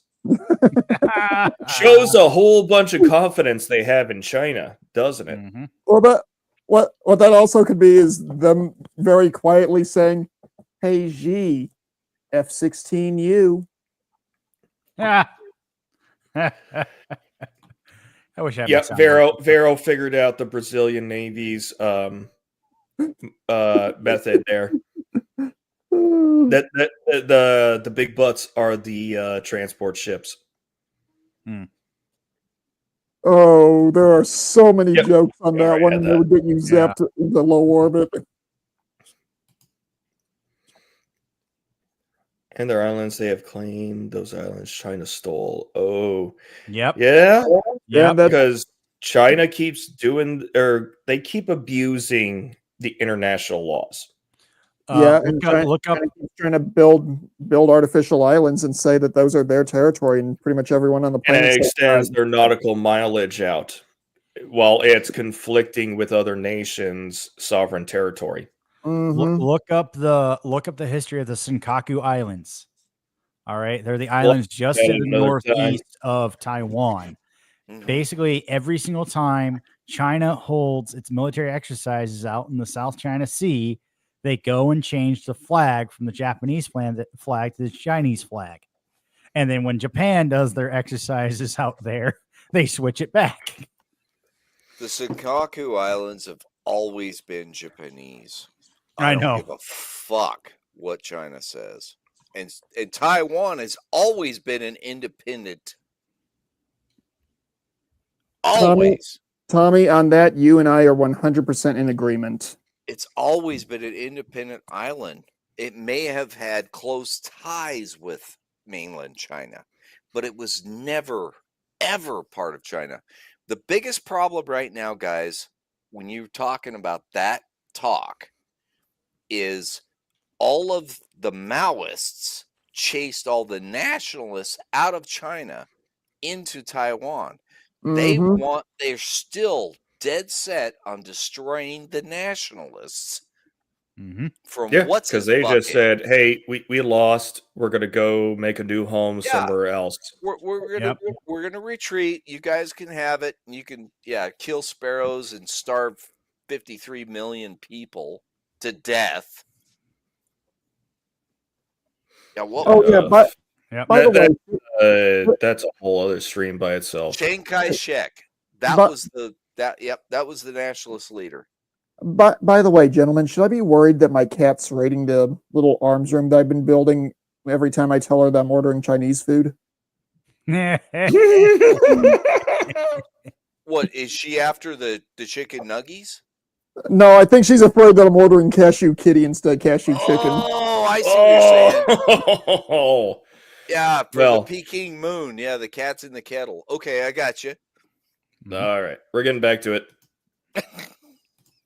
America has 25 UK bases, 119 in Germany, 44 in Italy, and 4 in Spain. That allows it to create a European front designed to prevent Russia from easily making it to the US via the Atlantic Ocean. Using these bases as I am actually kind of surprised they did not mention the Polish military revamping. Nobody talks about the Polish because the Polish are fucking everybody up. And what they also they're shooting, and they were authorized to use lethal force against individual invaders who could their be president. They could done. be asylum seekers, but who Mhm. knows, because they didn't go through the proper channels and they try to bypass it. And Poland's like, we saw what happened to the rest of Europe. We are not going to let it happen here. I can't remember the And name. the Hungarians are doing the same thing. Mm-hmm. But their president, he's done with their shit. He is done. He said, you either go through the motions legally through the paperwork to become a Polish citizen, or you can get shot or go back to whatever country you came from.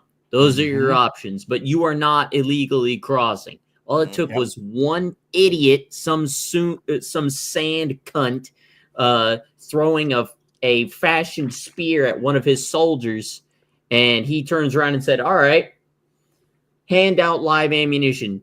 Everybody, you are now authorized to use lethal force. Okay. It wasn't just that. There was a lot more before Also, that. going forward, you know, the rules that I set out for you guys earlier, we're lifting it. We are an hour 40 in. I'm pretty sure if YouTube is going to do anything about this video or have any tags they're going to put on, it's going to take them a while to come to this part. So we are, let's just say, don't talk about things that we know are automatic bans, but we don't have to hold back. Yeah. Also, the one thing they haven't mentioned about the bases in Europe, they don't mention that that's where we have a lot of artillery and air superiority, not just ground troops. All of the main battle tanks. Oh, RT is going to come up eventually. Oh, okay. But we keep waffling on, which is why we're only at 7 minutes at an hour 41. Yeah, but like I said, how easy was this to pick apart? Oh, easily. Well, and how much information have we actually given everybody that doesn't know? Yeah. Yeah. Eventually, the information in or infographics either is ignorant to release or they're not qualified. I would just down them. Fuck you. What and is then it? leave I've a got that comment. extension. Where are they at right now? Yeah, only 325. That's too low. I listened to this video when it first came out during my workday, and I was laughing my ass off the entire time. This was just a couple days or a few days ago. Yeah, I don't like Infographics show. I don't like them anymore. Let's keep going. Enjoy their let's keep going. Yeah, sorry. As diversions would allow the U.S. to focus most. Trust me, they'll give us more excuses to waffle. Its domestic manpower on Brazil's soldiers, at least during the early stages of the war against BRICS. And that brings us to the naval battle. A majority of the confrontation between BRICS and the U.S. will take place in the Pacific and Atlantic Oceans, with skirmishes in the waters. No, it won't, because they won't even make it there. No. The majority of the skirmishes are going to be closer to the BRICS countries' territorial waters. Here's what's going to happen for Brazil. As soon as our Central Intelligence Agency finds out and informs the military that they are leaving port with intents on American territorial waters, the Navy and the Coast Guard are going to be going, okay, which one do you want? Okay, I'll go for that one. Which one do you, or I can have that one instead? Okay, cool. The Coast Guard is going to start drooling and going, oh my God, I finally get to do this. I finally get to shoot one down. I finally get to shoot at something. And the subs are going to go, wait, we got the green light? We got the green light? Oh, there's going to be a ton of tonnage falling down to the bottom of the ocean. The thing is, all of these guys who joined the Navy, the Coast Guard, and the submarines, even though they're technically Navy, because of all the stories from World War II, are going to be going, yes, I finally get to do like Grandpa did. They'll finally get their chance. Yep. It's close to Russia and China, likely taking place if the U.S. breaks through and attacks. The Indian Ocean might also become a battleground, but that would depend on America's ability to get through the Pacific and bypass China. America is in a They are already there. Yep. They forget there's a naval outpost right next to their territorial waters. Well, and they also forget in this show how many of the allied nations to the United States that we've mentioned that while they may not want to directly get involved, they're going to see warships going through their territorial water. They're going to get nervous and they're going to be like, yeah, you're not coming through here. Yep. Very good position on the naval front, while it doesn't have the world's largest navy in terms of pure assets. Why is Rushmore in New Mexico? It's Infographics show.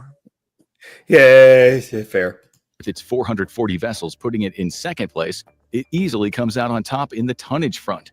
America's ships combined to displace. This is where I'm going to give them credit. Everybody seems to talk about, China got more, we got more ships than you do. You can't count your little patrol boats as military assets when we're having an actual intellectual conversation about this. No. Well, fishing China boats lies. don't either. Yeah, fishing boats that have been conscripted as lookouts. You can't use them either. Or cargo ships. Cargo vessels include same stuff. Yep. So I will give them this. They're talking about tonnage, which makes a huge difference when it comes to naval assets, because if our tonnage is higher, well, even if we have less ships, it means they are more highly armored, they are bigger, and probably more qualified to be considered a naval vessel versus the opposition. Well, and while I don't think any of them are still currently active, we all know what happens when one of America's big boats gets scratched. Think of the Wisconsin. Don't mess with the boats. You don't mess with the boats. Yeah, exactly. Temper. Fat electrician puts it the best way. You don't fuck with American boats. They forced cartographers to rewrite North Korea's map because they scratched a boat. Yep. Well, and what about that island that got sunk in World War II? Yeah, destroyed it. The Bikini Atoll. Oh, that was nuclear. No, that was the nuclear test. And the thing is, too, they're not counting for the ships that are quote unquote decommissioned and being used as museum ships. Oh yeah, they are still on the books. Yeah, and how many of those can just be rearmed, refueled, and recrewed? I've talked about this with Crusader Nate, because out there in the Great Lakes, there's a lot of them as museums, but it doesn't take much to make them combat ready again. Nope. I have a question for you all. Have you ever watched the Battleship New Jersey channel on YouTube? Yes. No. Yes. Maybe. I encourage everyone that hasn't to do it. That is an active battleship that just went through dry dock refurbishment. It is not an actively commissioned ship. It is, but it could be very easily. And there are parts of that ship that they tell you in that channel we cannot access. We don't know what the hell's in there. But we maintain the regular workspaces. And hey, check this shit out. Here's a 16-inch gun turret. Well, it's like the movie Battleship, where the modern Navy gets sunk by aliens, and the World War II ship gets quickly retrofitted. Ironically enough, that's the Missouri. Yeah, that was the Missouri. And that one takes it out because it's using low-tech stuff. Right. Well, and we make our modern warships to be a pain in the ass to send to the bottom. Literally an Iowa class would look at a Nimitz class and say, hold my beer. Yeah. Watch this shit. Look at what happened with the Cole and the Liberty. Yeah. The Cole was not as bad, but the Liberty, okay, we know there are conspiracy theories about it, so we'll just say what is known facts, and we'll kind of go on the official fact side. Israel thought it was an enemy ship. It wrongfully identified it. We're going to put some air quotes on that one. But it took a beating for what, 10 hours before it finally got saved by the U.S. Navy, and they still couldn't sink it. Well, okay. There's also the USS Forrestal, which took damage in actual enemy activity and managed to make her way back home before she had to be decommissioned. Technically, we could classify that as a loss. Vietnam conflict. She was a carrier. Okay. Oh, okay. The fuck carriers they are literally floating cities, and just how much square space it takes in displacement of water is kind of astounding. Yeah. Anyways, we're gonna get back to it because we keep waffling on. I don't want to be here for 5 hours like a Rhino's previous format Rhino stream. God, fuck there were 4,500,000 tons of water. As a prop trader, every time you try to get us to stop waffling, they get you with another ad. All right, call a piss Worst way break to spend your and time. skip that shit.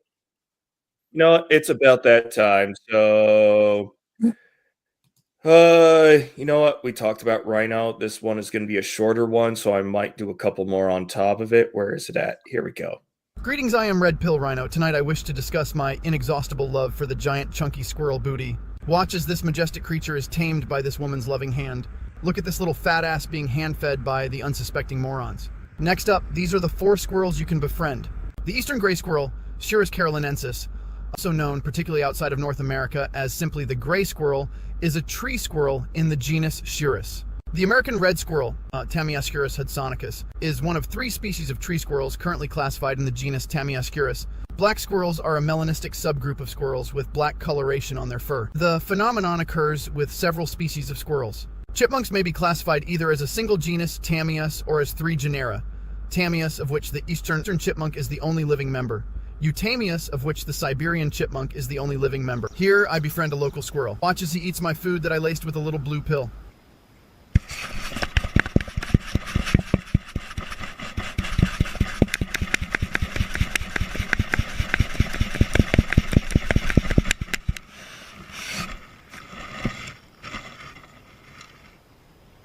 I would like to take this opportunity to thank MGTOW Outlaw for introducing me to these wonderful rodents and ever doubting the existence of the thunder lizard. I will leave you with the ultimate fat boy squirrel, for he cannot be questioned, as the questions will reveal uncomfortable facts.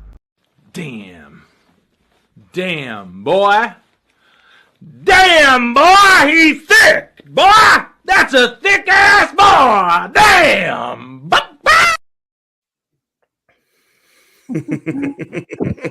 I'm glad to see somebody keeps the classics. Yeah, well, I had to steal that one. I need to get more. We need some more break ones, especially if we're going to do long forms. But anyways, let's get back to Zavizio. Oh, is it not coming up? There it is. Water displacement indicates the size and power of the ships in a country's navy. It shows us that the U.S. has larger ships, which means it can pack more firepower and better defenses into its vessels.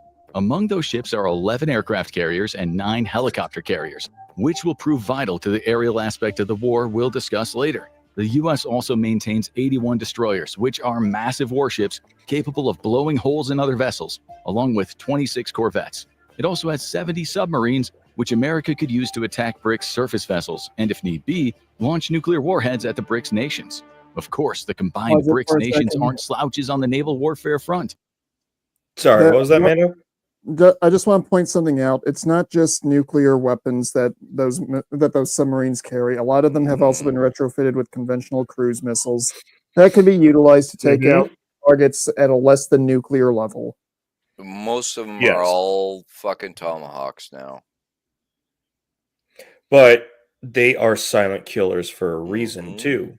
They can encroach right up close enough to the coastline, quickly surface, launch their cruise missiles or Tomahawks, sink or go down periscope, and then they're gone. Literally be undetectable and they keep doing it until they go black on ammo, return to re-ammo or re-up, and then they go straight back. Or get ordered to cease and desist because the enemy's already gone bitch mode. Crying like a bitch, yep. And submarines are anti-ship weapons, so technically submarines are anti-everything weapons. Yes, they are now. Now they are. But they also have their torpedo stores that they could go up against civilian ships and military ships. And yeah, when a torpedo's in the water, it's too loud. It's going to get hurt. But it doesn't take very many of our torpedoes to sink the majority of BRICS nation ships. There are no more Mark 14 problems. Oh, the ones that were duds 95% of the time? Yep. Yeah. I was just watching Fat Electrician's video on I was just going to put a link submarine up for captain. Yep, the Wahoo. Yep. The Wahoo. Yep. Mush Morton. All right, bring video Excellent back up. video. It is. Go see the Fat Electrician. He is very awesome with military paraphernalia, military memorabilia, or Americana, whatever. If you want China's Navy has 754 assets, which is over 300 more than the U.S. brings to the fight. However, the tonnage issues come into play. That's why you've got to clarify assets and define it. Because, like we said, confiscated fishing boats and shipping boats that you use, are they an asset? Are they combat capable? I would assume less than 50% of that 700 whatever is combat capable. And Paper Dragon. I want to point something out. As much as we all are going to hate to admit this, if the Chinese were to go and acquire a couple dozen cargo ships and then put some of those modified shipping containers that have missile launchers in them, that could easily turn them into one strike terror vessels for a single strike on any port or series of ports. Now, granted, it would give away what the plan is, and pretty much everything else China had coming out our general direction would get sunk pretty much immediately, but it could do a lot of damage. Well, if they're retarded enough to move in a closely condensed formation, a nuclear weapon will destroy their entire naval capacity in an instant. We are talking about the Chinese here. Nobody ever accused them of being smart. Just what is it? What's the word for it? Persistent. No, not persistent. No, they are persistent. Counterfeit. They're counterfeit. Persistently stupid. Here, China's Navy collectively displaces around 3.1 million tons, which translates to it having much smaller vessels than the U.S. China brings 3 aircraft carriers and 4 helicopter carriers to the fight, along with 50 destroyers, 47 frigates, and 72 corvettes. It also has garbage. That's assuming they could go beyond their nautical borders. They're not a blue water navy. Well, that also they're not expeditionary. They are that also brings up the question if they fix the screen door issue on their submarines. Right. It is a problem. That's the problem with stock the of North 61 Korean submarines. However, all 61 of them. Fifth of its navy is made up of patrol vessels. Those might be fine for serving as an early warning system on the Chinese coast, but they are not going to do much to stop America's destroyers. Russia also has a large navy containing 419 assets. However, the Russian Navy has an even smaller tonnage than China's, displacing almost 1.4 million tons. ConocoPhillips Alaska has been... Where Russia has an advantage over us is in tanks and artillery. And not necessarily in quality, but in quantity. Well, that's the thing. You've got to realize that most of the tanks that are being destroyed in Ukraine are World War II tanks. Yeah. And they have fast depleted their whole fucking store. Well, and they got nothing. I'm just going to say this: the Chinese, they've got a good number. Notice I said number, not quality, of ground personnel. Sure. The Russians have really good heavy artillery and heavy armor. Mm-hmm. I have no idea what India has going for it militarily. Maybe their curry is a toxic waste dump. I'm not sure. I think they've got a lot of French tanks, which are the Leopards, and the German tanks, which are the Leopards, and I think they're really good, but they don't have that many of them. And then the Brazilians, well, does anyone know what their military is actually good for aside from possibly covert operations? I think the Brazilians are running the old British tanks, the Chieftains. I'm not talking about just the armor. I'm just talking about their military does good in general. The Chinese do good with flooding you with people. The Russians do good with the ground and pound with artillery and armor. Right. India, I don't know of what their skill set is unless it's beating people over the head with sticks. Yeah, there's some of that. Yeah. The South Africans, again, I don't. Maybe their Air Force, because I know they used to have nukes that would be launched from airplanes, but that's about it. Gone. Those are gone. I did say used to now. Yeah, like I said, yeah, those are gone. The South African the Air Force is fucking trash now. It was all old F-15s and F-16s, and they didn't maintain them. See, and one of the problems with these BRICS nations is many of them, with the exceptions of Russia and China, were at least for a long time tangential allies of the United States, which means that they were used to falling under our defensive umbrella, and thus they didn't devise their own weapons or defensive capabilities. So really what they're going to be doing is going to war with us using tech that we sold them, and they're going to be absolutely embarrassed when we're like, yeah, we know how to take that out, we know how to take that out, we know how to take that out. What the hell did you do to that?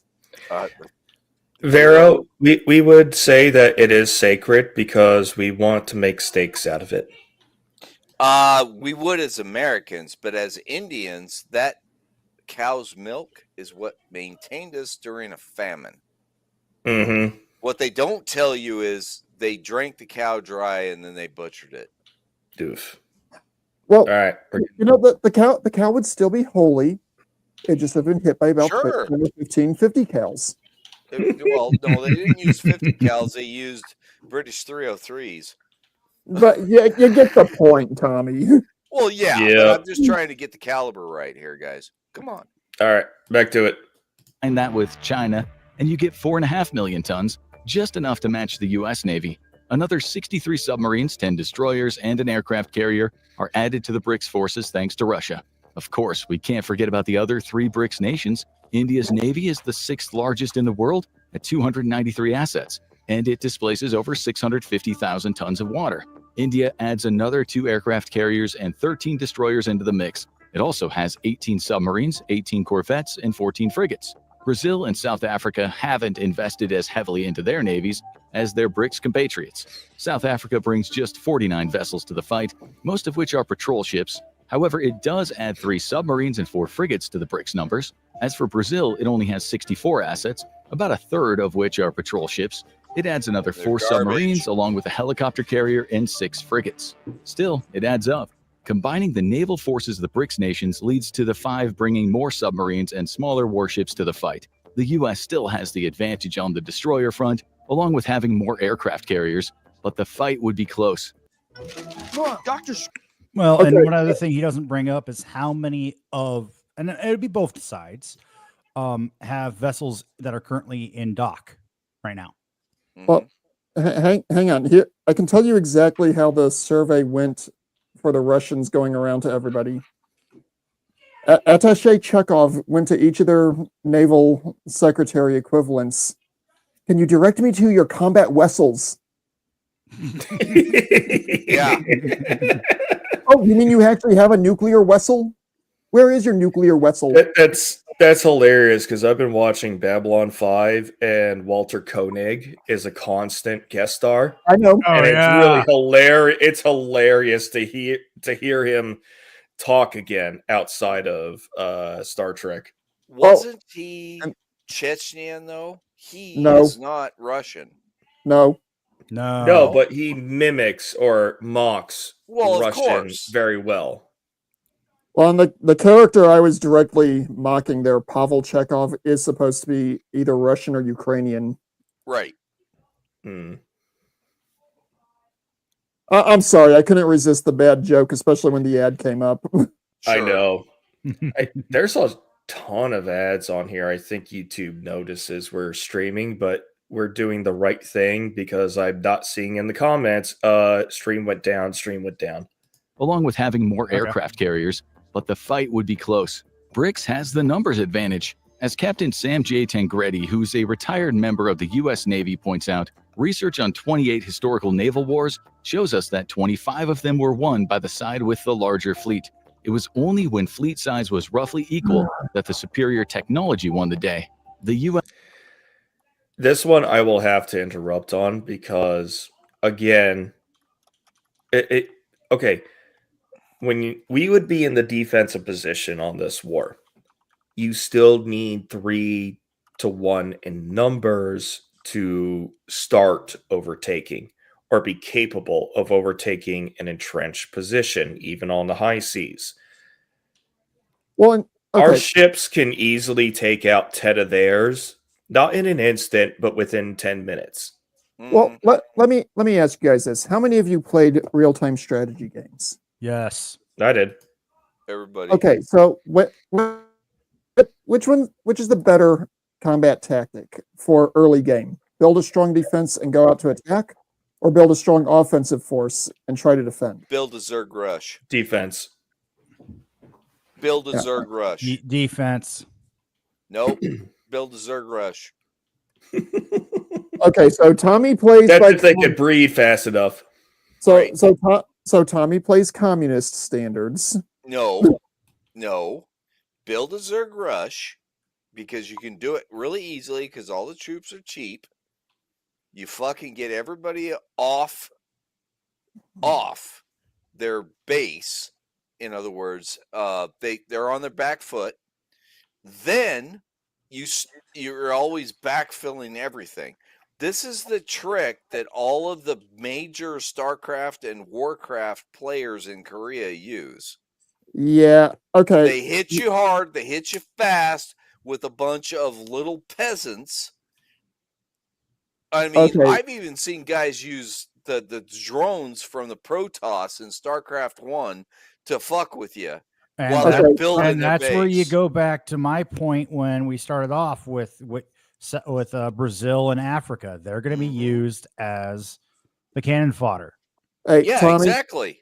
Okay, Tommy, let's ask this from a different perspective, from a game that's got a little bit more real world perspective. Okay. Command and Conquer Generals. Oh, fuck that game. I hated that game so much. Yeah, because you couldn't do your Zerg rush tactic. No, I just didn't like it because it was alien to me. it just, yeah, you could use the Zerg tactic, but it didn't work because they had balanced the game in such a way that wasn't an available tactic. But you know what everybody did in Command and Conquer? Well, what everybody did in Command and Conquer was they raced for the nuke. Okay, that's fair. That's what pissed me off about it. I'm not gonna argue that one with you because I usually try to build as many super weapons as I can. But I think you see where I'm trying to go with this. Oh yeah, I do. Because if you're on the defense, you know the vectors your enemy's going to come across. Right. Whereas if you're on the offense, you don't. Mm-hmm. You know where you're going to be, but you don't know where your enemy is likely to be. Right, and that's where the fog of war thing comes in. Mm-hmm. Regardless if it's a game. Exactly. All right, on that note, let's get back to it. I gotta actually press the button real quick. The U.S. is at a numbers disadvantage on the naval front, and that is a bad thing for its chances. Still, the numbers disadvantage isn't so massive that the U.S. can't put up an extremely strong fight in the Pacific, Atlantic, and all the small... Strong fight. It's an overwhelming win for us. Seas surrounding the BRICS nations. Several of its fleets also already operate overseas. For instance, the 7th Fleet, which is the largest of the U.S. Navy's front-deployed fleets, operates up to 70 ships and 150 aircraft at any one time. It operates in the area stretching from the internet. Sorry, go ahead again, Cliff. And where is the 7th Fleet located? That's Pacific, isn't it? Mm-hmm. Isn't that Diego Garcia specifically? I'm not well versed enough. But we do got Tommy coming back. What? I'm back. What was the question you had, Amanda? Where's the 7th Fleet have their base at? Isn't that Diego Garcia? No, there is no fleet based in Diego Garcia. There are, what do they call them? Advanced units and depot level repair facilities in Diego Garcia. And no, I did not give away anything that isn't known to the public. I know everything you just said we could look up on Google. You're just here, so it's easier to ask you. The 7th Fleet, I believe, is still based in Hawaii. Okay. And it might be San Diego now. I don't know for sure. I hope it's not San Diego. They'd have to clean their ships up every time they leave port. Well, that's why they had the one burned down there in San Diego. You know, the Wasp. God rest their souls. Alrighty. International date line to the border between India and Pakistan. This area covers the Pacific and Indian Oceans to allow the fleet to put up an immediate defense against China and India. And that's how the U.S. would use its Navy. Defense. Its goal would be to hold back the combined BRICS navies for as long as possible. Its problem would be that it has to divide its forces on two fronts. Half the U.S. Navy would fight in the Atlantic, the other half in the Pacific, allowing the BRICS numbers advantage to pay off as the war approaches its midpoint. Or it would, but the U.S. has a trump card up its sleeve. However you book your hotel. Okay. I'm hating you, YouTube. I just want to point this out. The U.S. Navy would be looking at that in very much the way that they showed those American ground forces at the very beginning of this show. They've got us surrounded. Poor bastards.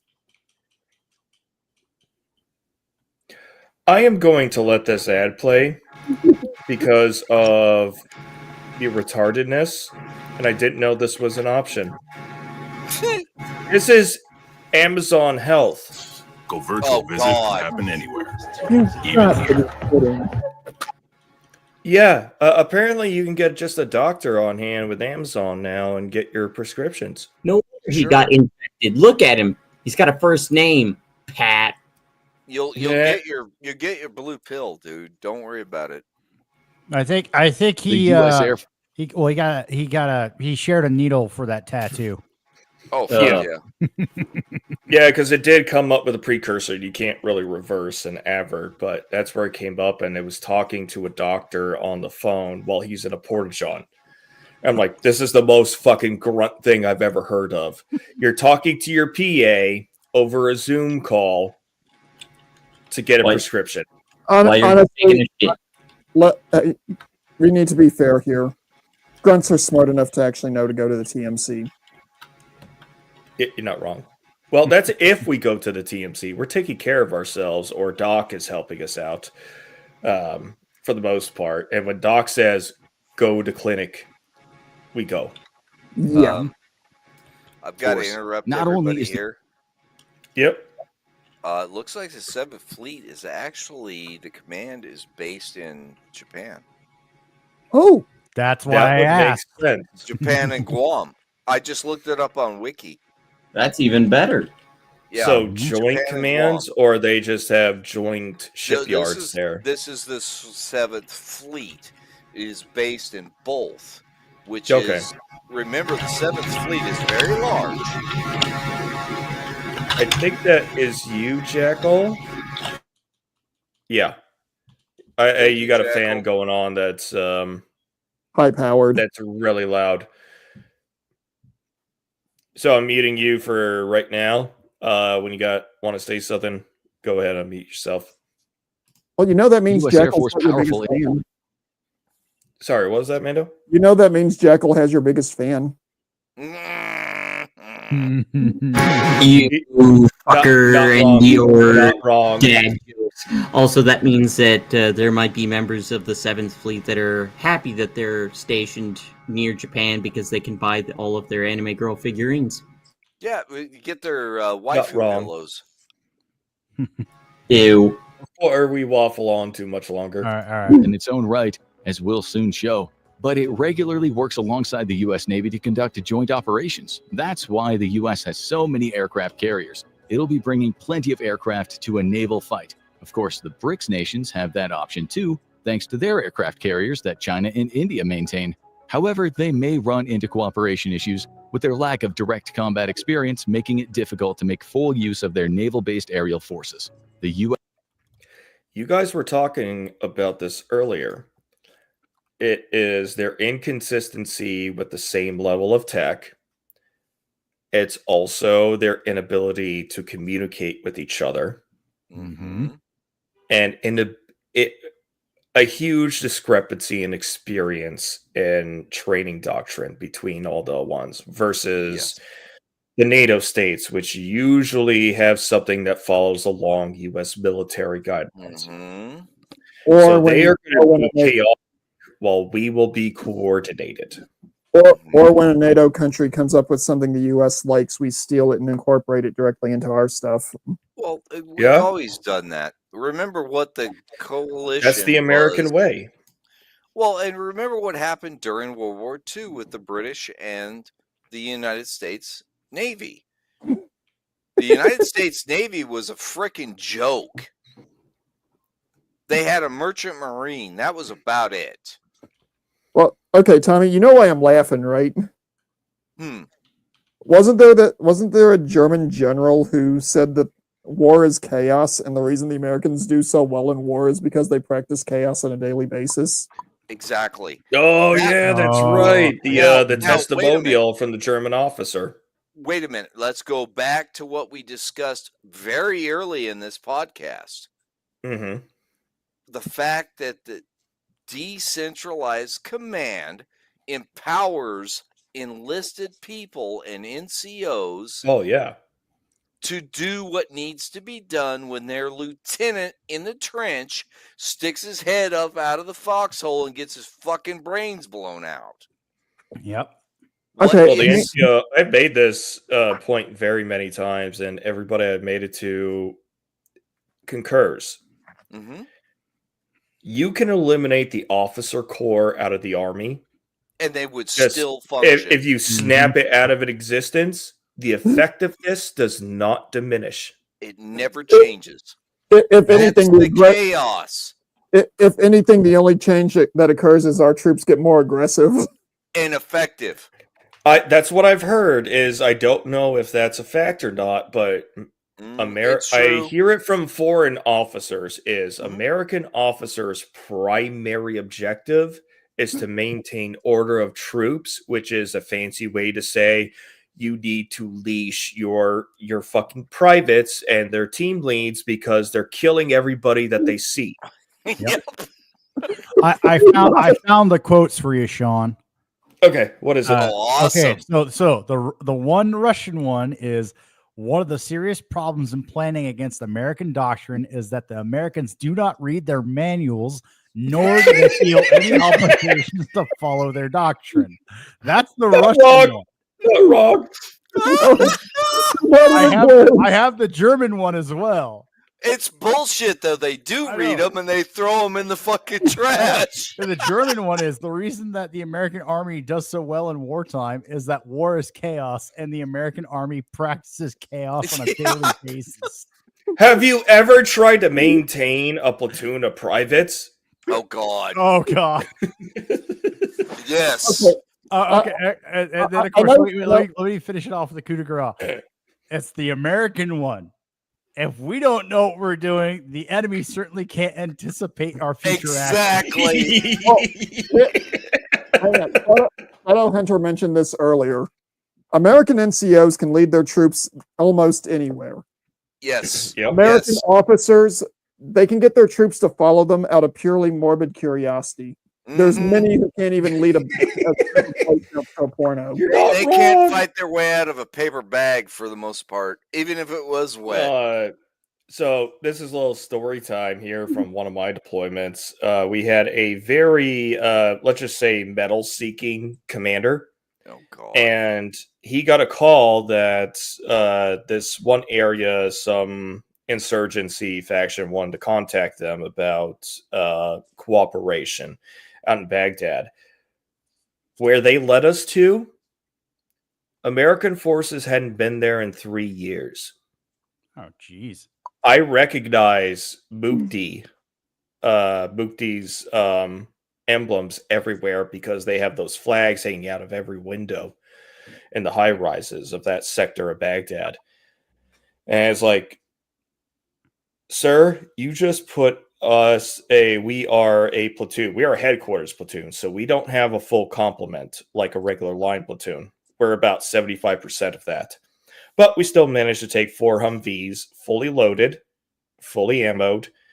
And we went out there.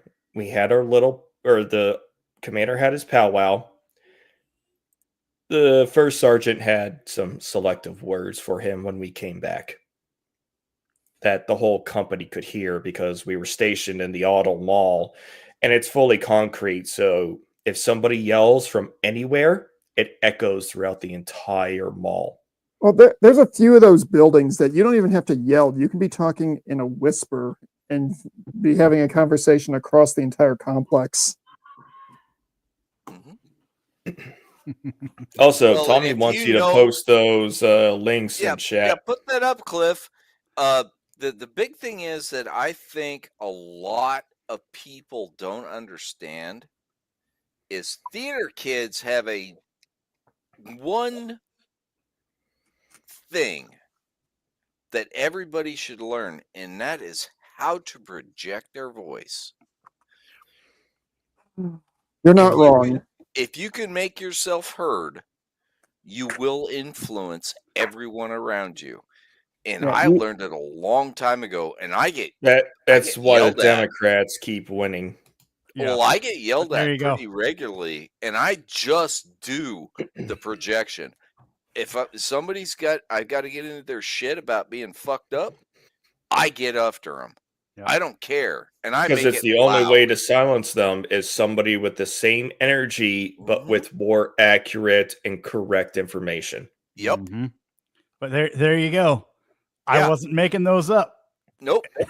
Nope. I love it. That's why I said you got to post this here. This is awesome. Yeah, that's one of the greatest quotes from World War II I've ever seen. And it's all true.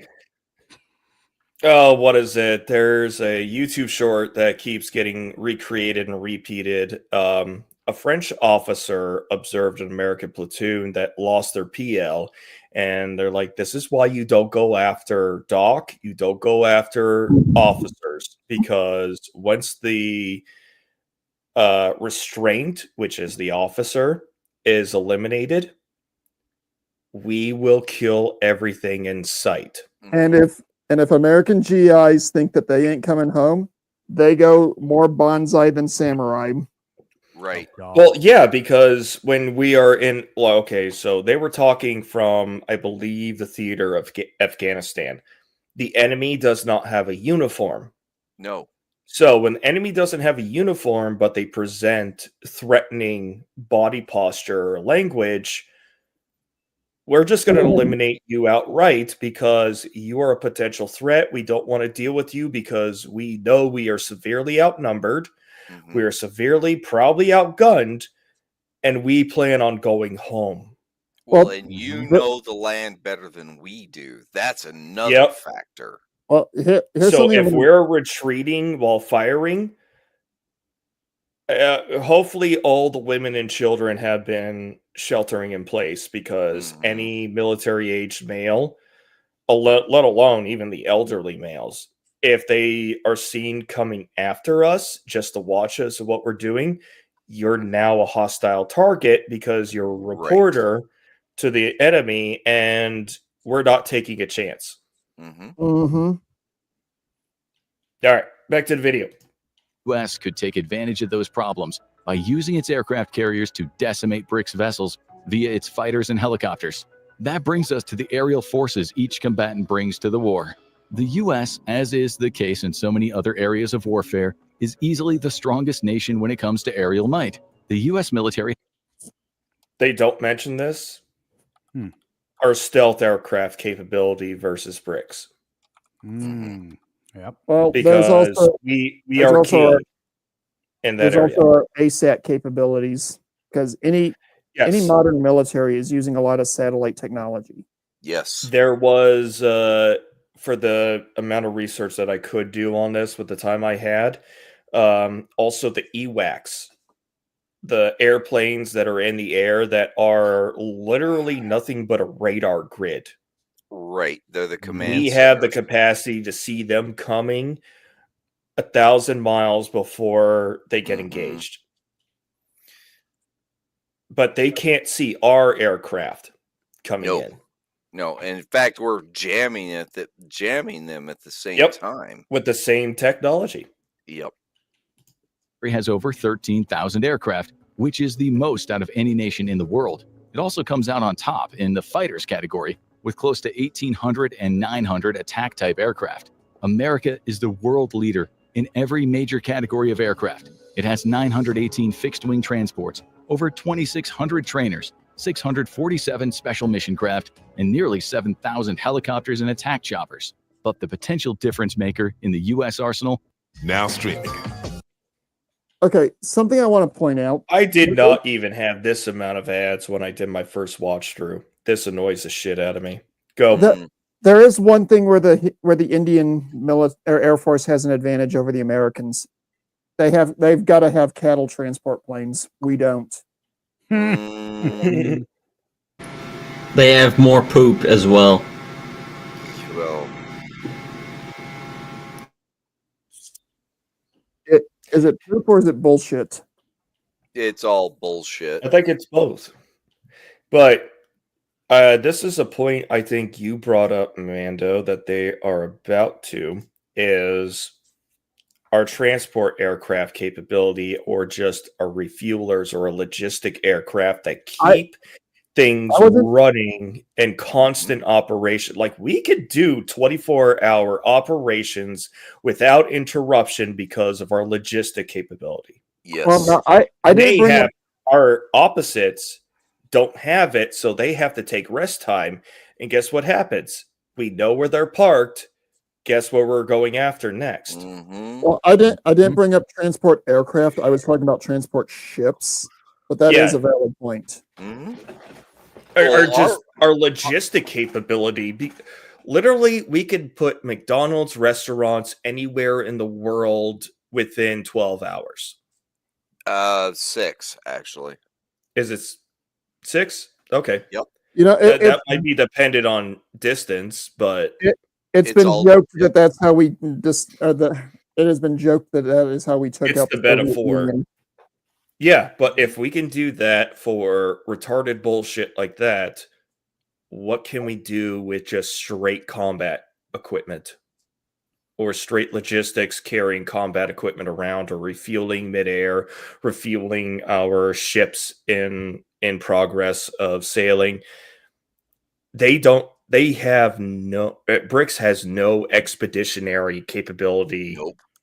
And by the time they do, or by the time they try, we already know where they are, and they are a target-rich environment, like Batty Commander had said earlier. All it is a target-rich environment, and all's going to happen is there's just going to be a new aces, new records being set for tonnage being sunk. It's what is it? Shooting fish in a barrel with a 50 cal. It's going to be the Great Pacific Turkey Shoot. Yeah. Yeah. That's a hell of a fucking story. You guys need to check it out. Which one? The turkey shoot. Yeah, that wasn't that in the Korean conflict? Oh, no, no, that was World War II. That was so that must have been the fat electrician one that you just did, the Mahou. It was after Guadalcanal, and it was, oh my god! I think it was the Marianas turkey shoot. I think that's what it was called. Yep. Okay, there was also a Korean conflict one with aircraft. Yes, there was. Yep, you're absolutely correct. And that's what I was referencing. Yeah, both of them were just fucking epic. Well, for us anyway. Yeah. Well, yeah. Once we get through like the asset numbers of this, it kind of does slow down, but it is still lots of retardedness. Yep. Aerial tankers. These aircraft will prove just as vital to the naval aspect of the battle as the aerial side of it. A tanker is an aircraft that provides aerial refueling capabilities to other aircraft. In practice, that means the U.S. can keep its fighters and attack-type craft in the air longer than the BRICS nations, allowing them to cause more damage. The jewel in the American tanker fleet is the KC-135 Stratotanker, capable of reaching speeds of up to 530 miles per hour while flying at 30,000 feet. The tanker has a 1,500-mile range while carrying 150,000 pounds of fuel.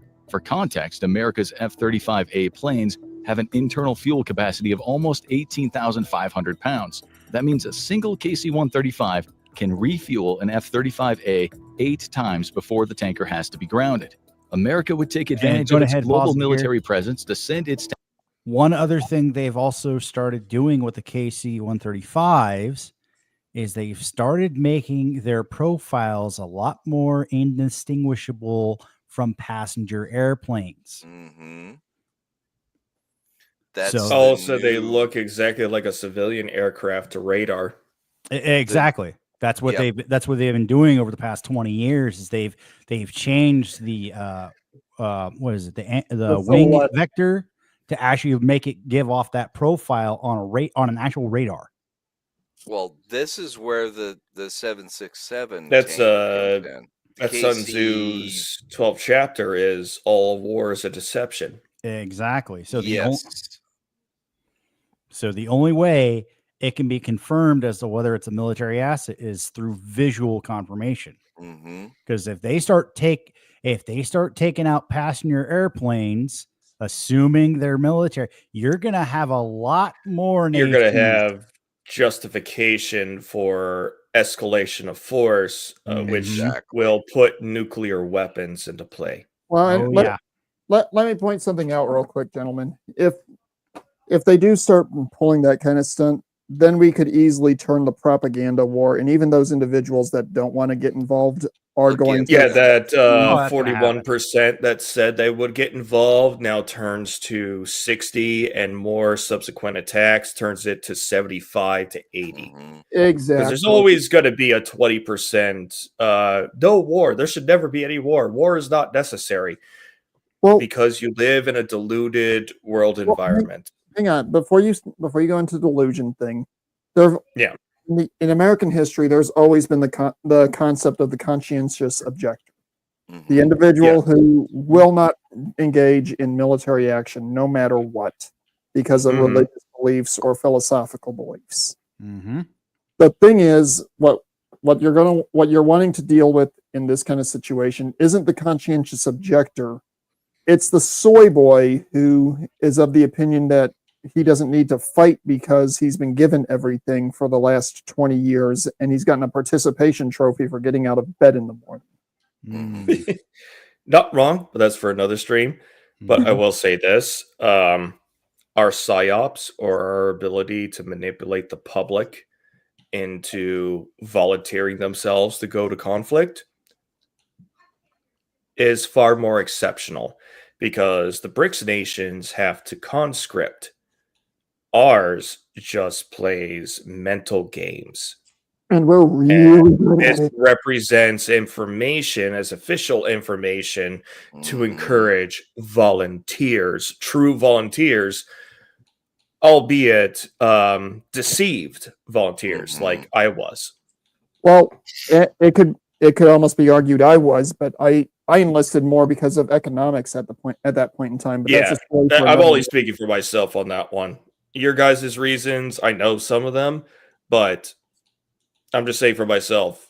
When 9/11 happened, there was only one route for me to go through when I was a sophomore in high school. It was just a matter of which branch of service and what capacity will I be doing in the future war. My experience was I went in at 27 because 2002 happened. Or 2001 happened. 2001. Yeah, 9/11, Yeah. 2001. Well, 2002 happened after that, which was the collapse of the bubble of the dot-coms. Oh, the what- dot-com? I thought that that's was what drove me. 1999. No. Okay. No, that was an early aughts. 2002. Yeah. Okay. That's what drove me because I was in computers at that point, and 2001 was fine, but when I joined at 27, there was no jobs left in Idaho. And of course, Idaho, yeah, you think that's a tech spot? It is. It's a very big tech spot. They used to host Zilog. They used to host, well, they still host Micron. Yeah, it was. Oh, damn. Yeah, it was big, guys. It was big. Well, Tommy, I just have to give you credit for something. I'm quite proud of you for admitting you to hoe. I'm the hoe. I wish I had the. Listen, I am the hoe. I went out and I got me a fucking job. And you know why I joined the Navy? It was because I had a fucking hoe that got knocked up taking my poking for fun. Seriously. And she got pregnant. And I have a daughter I haven't seen since 2005. I've got a grandchild I will never meet. And those people are not involved in my life at all. So there you go. That's my life. Well, I was just trying to make a bad joke there. Good job on turning it dark as hell. You did great. You did great on your bad joke. It's awesome. That is, that's something we're going to have to discuss in a different stream at some point, is the exploitation of all that. But let's get back to this one. Tankers into the skies. Tankers could take off from Japan to circle the seas surrounding China. Those tankers would stay out of range of the enemy's aerial defenses and likely have American fighters and drones defending them from BRICS aerial assaults. For as long as those tankers stay in the skies, they serve as refueling points for America's other aircraft. The U.S. could send F-35s from one of its aircraft carriers to bombard China's ships with missiles. Tankers also make long-distance assaults possible.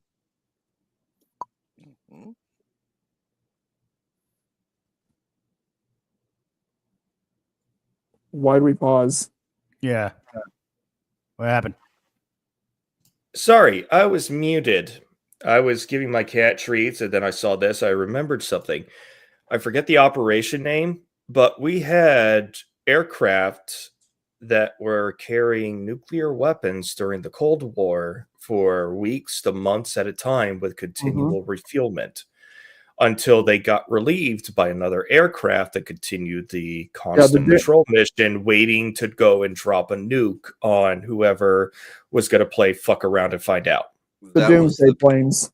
Yeah, the Doomsday planes, the B-52s. Yeah. And if we had that capability in the mid 1900s up until the end of the Cold War, what do you think our capability is now? These things could probably fly for a month or two at a time. Okay, it's not a real world thing, but there is a line that kind of sums this up. The original Battlestar Galactica series, there was an episode where Baltar was attacking the Galactica after the Battlestar Pegasus reappeared. They were mounting the attack. The Cylons were swarming the main ship. And Baltar was ordering his Centurions destroy the flight pods that'll keep the Galactica's pilots from having anywhere to refuel, reload, or land. All three of those are important for morale for any kind of pilot. Refueling, make sure you're not going to die. Reloading, well, that's obvious in a combat aircraft. And landing, everyone's got to get out and stretch their legs. Mm-hmm. Yeah. Yeah, I mean, what is it? It takes a while, or what is it? The majority of combat is 99% of hurry up and wait and 1% excitement. And it usually lasts about 90 seconds. Yeah, it's very small, but you've got to be able to do the motions and the steps to be able to get to the target position. And they would have to take out all of our logistic capability. Because if we have no logistics, our combat aircraft or our combat efficiency is reserved to blow our load, wait, and wait, and wait. Well, now we're going back to Sun Tzu.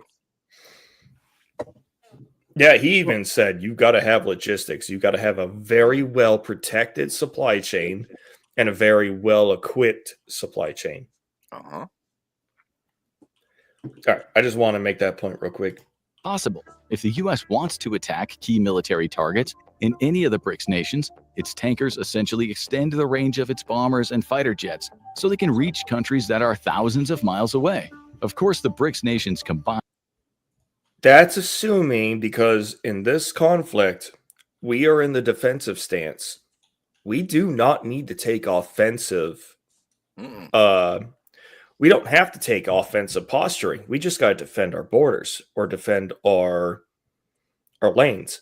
But you don't have to go to their home and hit them. But this it is would called hurt them. containment. Hey, Sean, I think it's you that just said this, but you basically just got to let them blow their load, and then we finish the job. Exactly. It's called Yeah. containment. Let them to present an assault. Yeah, because we know that the majority of their assault missions are going to be suicide missions. While for us, it's shooting fish in a barrel, again, with a 50 cal or a Mark 19. Air Force that represents a sturdy challenge to the U.S. China has a fleet of 3,300 aircraft, which includes 371 attack types and 1,200 fighter jets. However, it only... I know we keep pausing, but we keep poking holes at this. We also know that their nuclear missiles don't have fuel to launch, or their defensive missile capabilities don't have fuel to launch because their soldiers don't have heating fuel, and they've been using the rocket fuel as such. Those aircraft, I have significant doubts that they can even get beyond the airstrip. Go ahead, Mando. Let's be fair. We know their rockets are very well hydrated. Yeah, with water. That's right. They put water in them to replace the displacement. That's where I was going with that. All right. I got to take a piss, so we are going to do a break. I don't know what break to use because the only other ones that I see are outlaws. Well, those might be all right.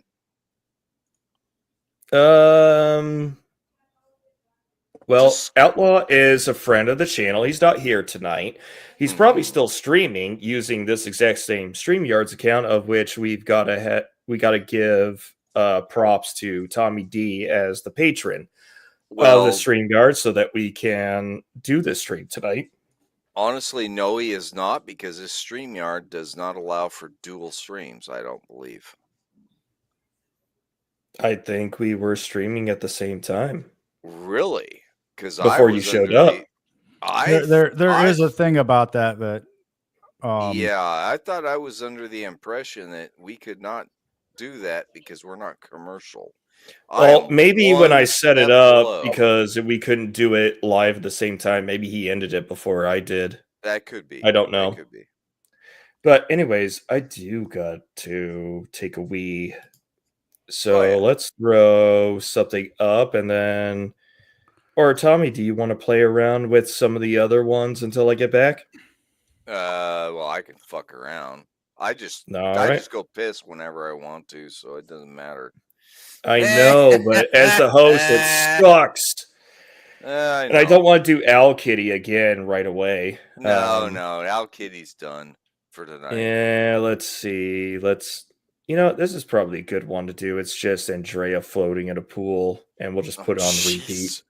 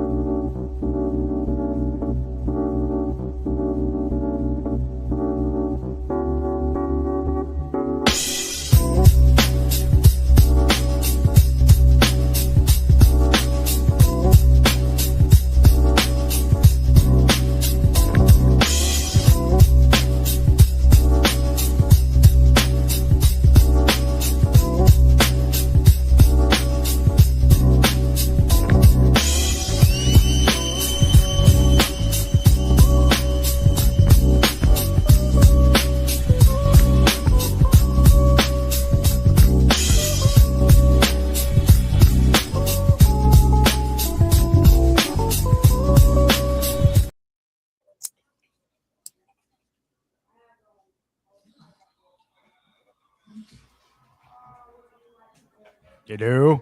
Anybody there? I'm What? here. Okay. All right. So we lost Sean. We lost Tommy. All right. I'm back. Help! Help! I need an adult. Help! In my defense, I was left unsupervised, Sean, which is why this stream happened in the first place. Sean, you've been left unsupervised since you left the service. You're not wrong. I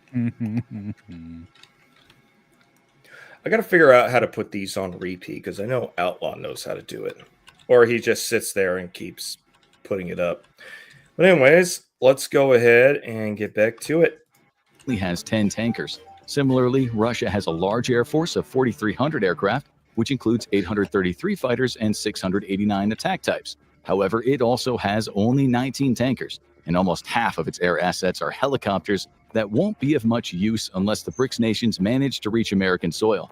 India adds another 2,200 aircraft to the BRICS Air Force, with 513 of them being fighters, along with 130 attack types. But again, close to half of India's air force is choppers, and it only has 6 tankers. South Africa is almost a non-factor. 97 of its 182 aircraft are helicopters, with another 81 of its crafts being trainers. Bringing 2 fighters and 12 fixed transports won't contribute much to the BRICS aerial assault. Brazil fares a little better with 513 aerial assets, including 43 fighters and 38 attack types. It can also attempt to use its 109 fixed-wing transports to fly troops into the U.S. However, it also brings no tankers to the fight. That tanker usage is the potential difference maker for the United States. BRICS only has 35 tankers compared to more than 600 available to the U.S. Air Force. Perhaps that disparity opens up some strategic opportunities for the U.S. on the naval and aerial fronts. America could use its sub. We know that finding high. Okay. All right. Discuss while I go through that ad. So basically, I have to ask this question real quick. They keep saying that different things will open up strategic options for the United States. Mm-hmm. Where have we not had almost the entire hand of cards? These are all bullshit statements. Well, I'm well aware. We don't go into fights unless we know that we have an overwhelming amount of success. Where we lose that overwhelming amount of success, that's where we interact with our tier 1 teams and give them the mission and give them the assets available to turn it or to bring that success rate up. Well, and granted, they're not unfamiliar with suicide missions, but that's because there's something of importance to government that is telling them you're going into a bad situation. We know that you're capable, but we also know you will take casualties, or we predict you will take fatalities and casualties. And they're willing to do it either way because that's just the breed of people that they are. Well, that's tier 1. Yeah. Yeah. They're regulars bred for it. They're trained for it. They're indoctrinated for it. Yeah, they are. What is it? What's the right word? It's escaping me, but programmed is a good word. I think that's one of them. But they conditioned. Yes, I think conditioned is the proper one because these are people who don't have a sense of self-preservation to themselves. It's all but about condition. they answer to a higher calling than themselves. Kind of going back to, I don't know if we talked about it in the stream. We definitely, I believe, talked about it backstage. Miyamoto Musashi's pillar that you've got to consider yourself already dead when going into conflict situations. Because if you are considering yourself alive, your decision making is going to be based on how do I get back home alive versus how do I complete the objective. It's on the self-preservation level. Yep. And those guys have a lack of self-preservation because they think they're doing something either above themselves for their own personal accolade or whatever, for whatever motivation they have. It means they do not have a self-preservation like a regular line soldier will. I want to point something out on that, and this is off topic, but when it comes to that particular thing, there's actually two different schools of thought. There's the I'm going into battle to reclaim my life school of thought, and then there's the I'm going to go kill the other MFer so that way I can get home so I can bang my girlfriend again school of thought. Yeah. Well, it's actually it's more than that. It's even I'm just breaking that down as grunt speak as humanly possible. And I think you did it quite well because those are motivations to go home, just to go home. I knew people who stayed 4 years at a time piggybacking on units that were deploying in, and they fast tracked it like. At E5 or not E5 at E1 to E6 in 4 years is unheard of unless it's battlefield promotion and wartime, or they never leave the theater of war. Right. Yeah, and it takes somebody that's got a special kind of mindset to be able to do that. And they get picked from the line and go into tier 2 or tier 1 elements later. But if they can make it past selection. What I'm getting at with those or with the tier 1 guys, I knew a few of them during my time in active duty, and the group the ones I ran into seemed to come into two different groups. There was the I'm dead, I'm going into battle to reclaim my life, the typical Japanese samurai mentality. Okay, the Musashi one. Yep. And then there was the look, I'm here, I'm doing this job. I intend to get home because I intend to have 2 or 3 more kids with the same girl. And then they get home and they end up. Well, I never found out about that. That's a very good simplification. So let's get back into it.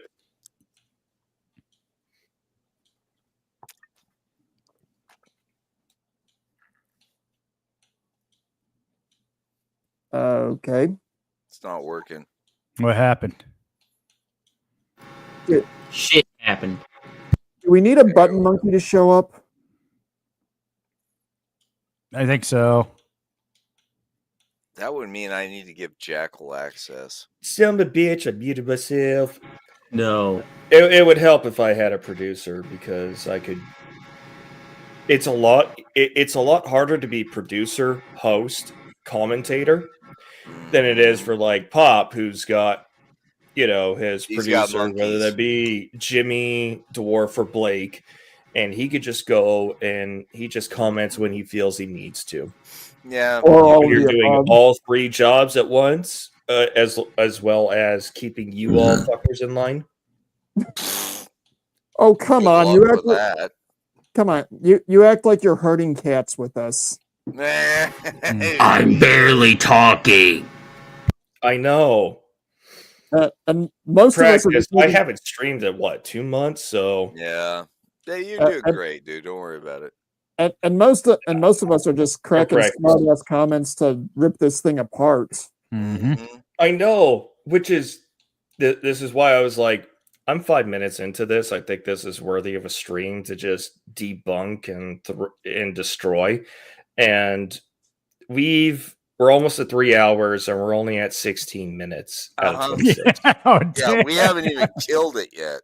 Oh gosh. So I think going forward, we will obviously, when the ads come up, we'll do a pause so that I could take it off screen, let the ads run on my end, and that way we come back to that, and while you guys discuss it. But let's try to keep the waffling to a minimum, and including myself. I got to hold myself to it. To attack the BRICS aircraft carriers, limiting BRICS' ability to attack American ships with fighters and bombers. It could also take advantage of the range disadvantage created. Also, for the 7 around here, or the 7 viewers, we've been like consistently at between 6 to 8 the whole stream. Thank you, viewers, for being here. I appreciate that, because that is... Put a like up. I don't know what the like to dislike ratio is right now, but... Who cares? But when it comes to having 6 to 7 eyeballs watching this for nearly 3 hours on average, that's a boatload of watch time. And if I want to get the channel monetized, this is kind of the way to do it, minus doing shorts. Hang on. You said I just wanted to appreciate the audience viewership. You said 6 to 7 eyeballs. Did everyone have a horrible industrial accident? Sets of eyeballs. You know what? There might be some Odinists in there who've only got one eye, but that's okay. Aided by BRICS having access to so few tankers. Taking even some of those 35 refueling planes out of the sky limits the range of the BRICS aerial forces to the seas surrounding their countries. That would mean a very limited number of BRICS aircraft making it to the U.S. On the naval front, the U.S. could deploy its aircraft carriers, each with a flotilla of destroyers, to the seas around the BRICS nations. The U.S. would likely deploy multiple carrier strike groups to key strategic locations, a couple in the North Atlantic, the Western Pacific, and the Indian Ocean, with additional carriers in the Atlantic to counter Brazil and South Africa. Each of those carriers would be positioned beyond the reach of BRICS nations' fighters, attack aircraft, and anti-ship ballistic missiles, which have a striking range of up to 2,500 miles. Those carriers enable aerial bombardments of BRICS vessels, with American tanker fleets ensuring that the country's aircraft can stay in the skies for longer. The U.S. would also have to blockade entry into Brazil to prevent the rest of the BRICS nations from transporting troops into that country that could then move north and attack the U.S. But let's be honest, that's not going to be hard. No, and he's also providing the argument for how we can have so much more destructive power being further away and not have to engage in naval combat. One of the other parts that needs to be brought up as well is if we really wanted to stick it to these other countries, all we have to do is do a coastal bombardment. Well, hang on. Fat Electrician brought up a weapon system that I was about to put into the chat. Mm-hmm. Anyone here remember the Rapid Dragon? Yep. Just load a few of those canisters into the back of C-17s and tell the pilots, go have some fun. Yep. And guess what? And guess what? Everybody says, "Oh, it's a war crime if you attack civilian targets unprovoked." Well, bullshit. No, it's not. Number one, and number two. Usually, before we do a type of attack like that, we actually have an entire psyops campaign that does it. Oh yeah, we let you know before we bomb your ass. Exactly. They warn the fuck out of them. Exactly. We will, if we're gonna go attack a major coastal city to kind of stick it to these BRICS nations, we're gonna let those cities know. And if it still wants to be getting destroyed and people still wind up dying, we're gonna do a whole propaganda campaign, because we've done it before, to say, "Hey, your government just let your own people die. Do you really want to keep supporting this?" That's how you start civil conflicts from within. Well, like I said, if our own psyops can make us volunteer for argumentatively legitimate or illegitimate wars, what can they do to less IQ base level individuals in other countries? Well, so, it could be argued they did that to allow the illegal immigration thing from the last several years. We didn't have that. That's a lie. We never had illegal immigration. It was always Biden's boys. You mean the island boys? Yeah. Okay. Tommy's gone bye-bye, Sean. What have you got left? I've got another gallon of gin. That's what I got. Oh God! And I'm West from the about to south. get into the whiskey. Same goes for the Bering Strait. The U.S. can't afford to allow Russia access to the mainland via that narrow water passage. Still, it might be able to manage it by combining its naval and aerial assets. That's the power of America's combined approach to warfare. It's not just bringing its ships to a naval fight, it's also bringing powerful aircraft.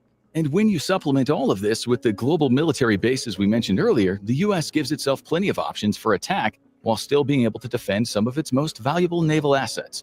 It would also force the BRICS nations to use their air forces to guard their own territory, rather than attack the American mainland. For some of those nations, notably Brazil and South Africa, that could be a warfare death sentence, as they're hit constantly with American missiles and bombs until they're forced to pull out of the fight. Let's say that BRICS manages to break through the combined naval and aerial blockade. It finds a route into the U.S. mainland via the Atlantic or Pacific, with the countries working together to transport troops via that route to bring a ground war to the U.S. We already know BRICS comes out on top in terms of pure manpower, though even with this naval route opened, it would still face a challenge of getting that manpower onto the American mainland. But what about the ground equipment front? The U.S. is no slouch in that department. It maintains a stockpile of 4,600 tanks, which is the third most in the world. However, it's on the military vehicle front that America truly excels. It has 392,000 vehicles, which include everything from armored fighting vehicles to personnel carriers, that it could deploy into its territory at will. Over nearly 5 decades. Okay. There we go. And here's one of the key things. If they try to move any of their ground equipment, how easy is it for you to establish obstacles or even just gunk up the driving capabilities of them? Oh hell, you wouldn't easy. You wouldn't even need to do a nuclear or dirty bomb to stop some of these things. You could literally just find out where the narrow passages they're traveling through are, and drop a couple of Moabs to make those into non-passable terrain. Oh, I'm not talking about I'm talking about like actual legit obstacles. Because have you ever seen a tracked vehicle have to deal with concertina wire? Oh, yes. Yeah, I was a Bradley driver, and concertina wire is a no-go. Absolute fucking no-go. You get that fouled into your fucking wheels and tank tracks. Oh my! Yeah, God. you disable a vehicle doing that. Exactly. I was in an S3 shop in Fort Riley for an armor unit, and one of the things they would always tell their tankers was you let the engineers go in first, then you take your tanks through the wire. Yep. Well, Unless you've got one of the fancy tanks, which will clear that shit. Oh, you mean the what's that fucking British The general British term, the weird ones, or the funnies? Yeah, the one where funnies. you just that's what it the is. Funnies. The funnies. Yeah. The obstacle correctors or the obstacle destroyers. They don't have that. We've got that ingenuity, and people will do it in a Toyota Tacoma from 1996. Now, we do have to give these individuals a little bit of credit. A lot of these guys are from the same cultures that got the bright idea of putting a 50 cal on the back of a Toyota pickup. We have to give them that. I'll give credit where credit's due. Guys, I see a severe disadvantage in the United States for the fact that we do not have the Hilux any longer available in the United States. You're talking about the two-seater flatbeds? Well, it's a 3-seater truck. It's a single cab with a fucking 1-ton axle under it. That's the Hilux. Every goddamn one of those is in Iraq or Africa. Oh, yeah. And we have banned them because they don't meet our emissions and safety standards. Oh, yeah. What is it? The chicken law that that electrician covered. Tommy, I see your point there, but I'm going to also point something out to you. If there's actually a successful military invasion of the United States, do you really think that all these redneck farmers that have got weapon systems that haven't been legal since the Korean conflict are not going to retrofit their shit and defend their territory? Dude, they're going to be fucking mountain flamethrowers on John They Deere. use that for recreational drinking. Exactly. But you see when they become militant, you think their applicability is going to be less? No, they're going to find a new creative way to make it even better. Now you see where I'm going there. You guys remember we lost Demolition Ranch, and this is the shit he was doing. Well, you see where I'm trying to go with this. I do. What's all right? American insurgency is every other nation's nightmare. Well, hang on. Militarily speaking, what do you never let happen? An insurgency. No, I'm talking. Okay, in garrison, militarily speaking, what do you never? let happen? Don't let Joe be bored. Don't let Joe get bored. Yeah, everybody's got to be occupied. Now, in civilian side of it, in agriculture, what do you think you don't want to ever get to having happen? Yeah, don't piss off a farmer. Why do you think they're alcoholics? You don't. That's want their distraction. You don't want the redneck getting bored and curious. Yep. Hey, Sam, what's going to happen if I put this on that? Well, I don't know, Bob. Why don't you try it? Let's find out. Let's mix some diesel with some fertilizer. Oh, God. Oh, no. Hold on. I actually got an asset for that. I haven't used it yet. I haven't. Excuse. Well, and I didn't. Oh no! Oh no! No!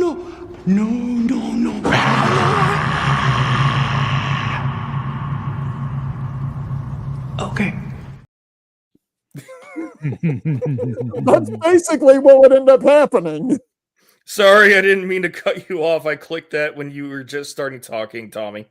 No, it's fine. That's great. Yeah. Don't mix fertilizer and diesel.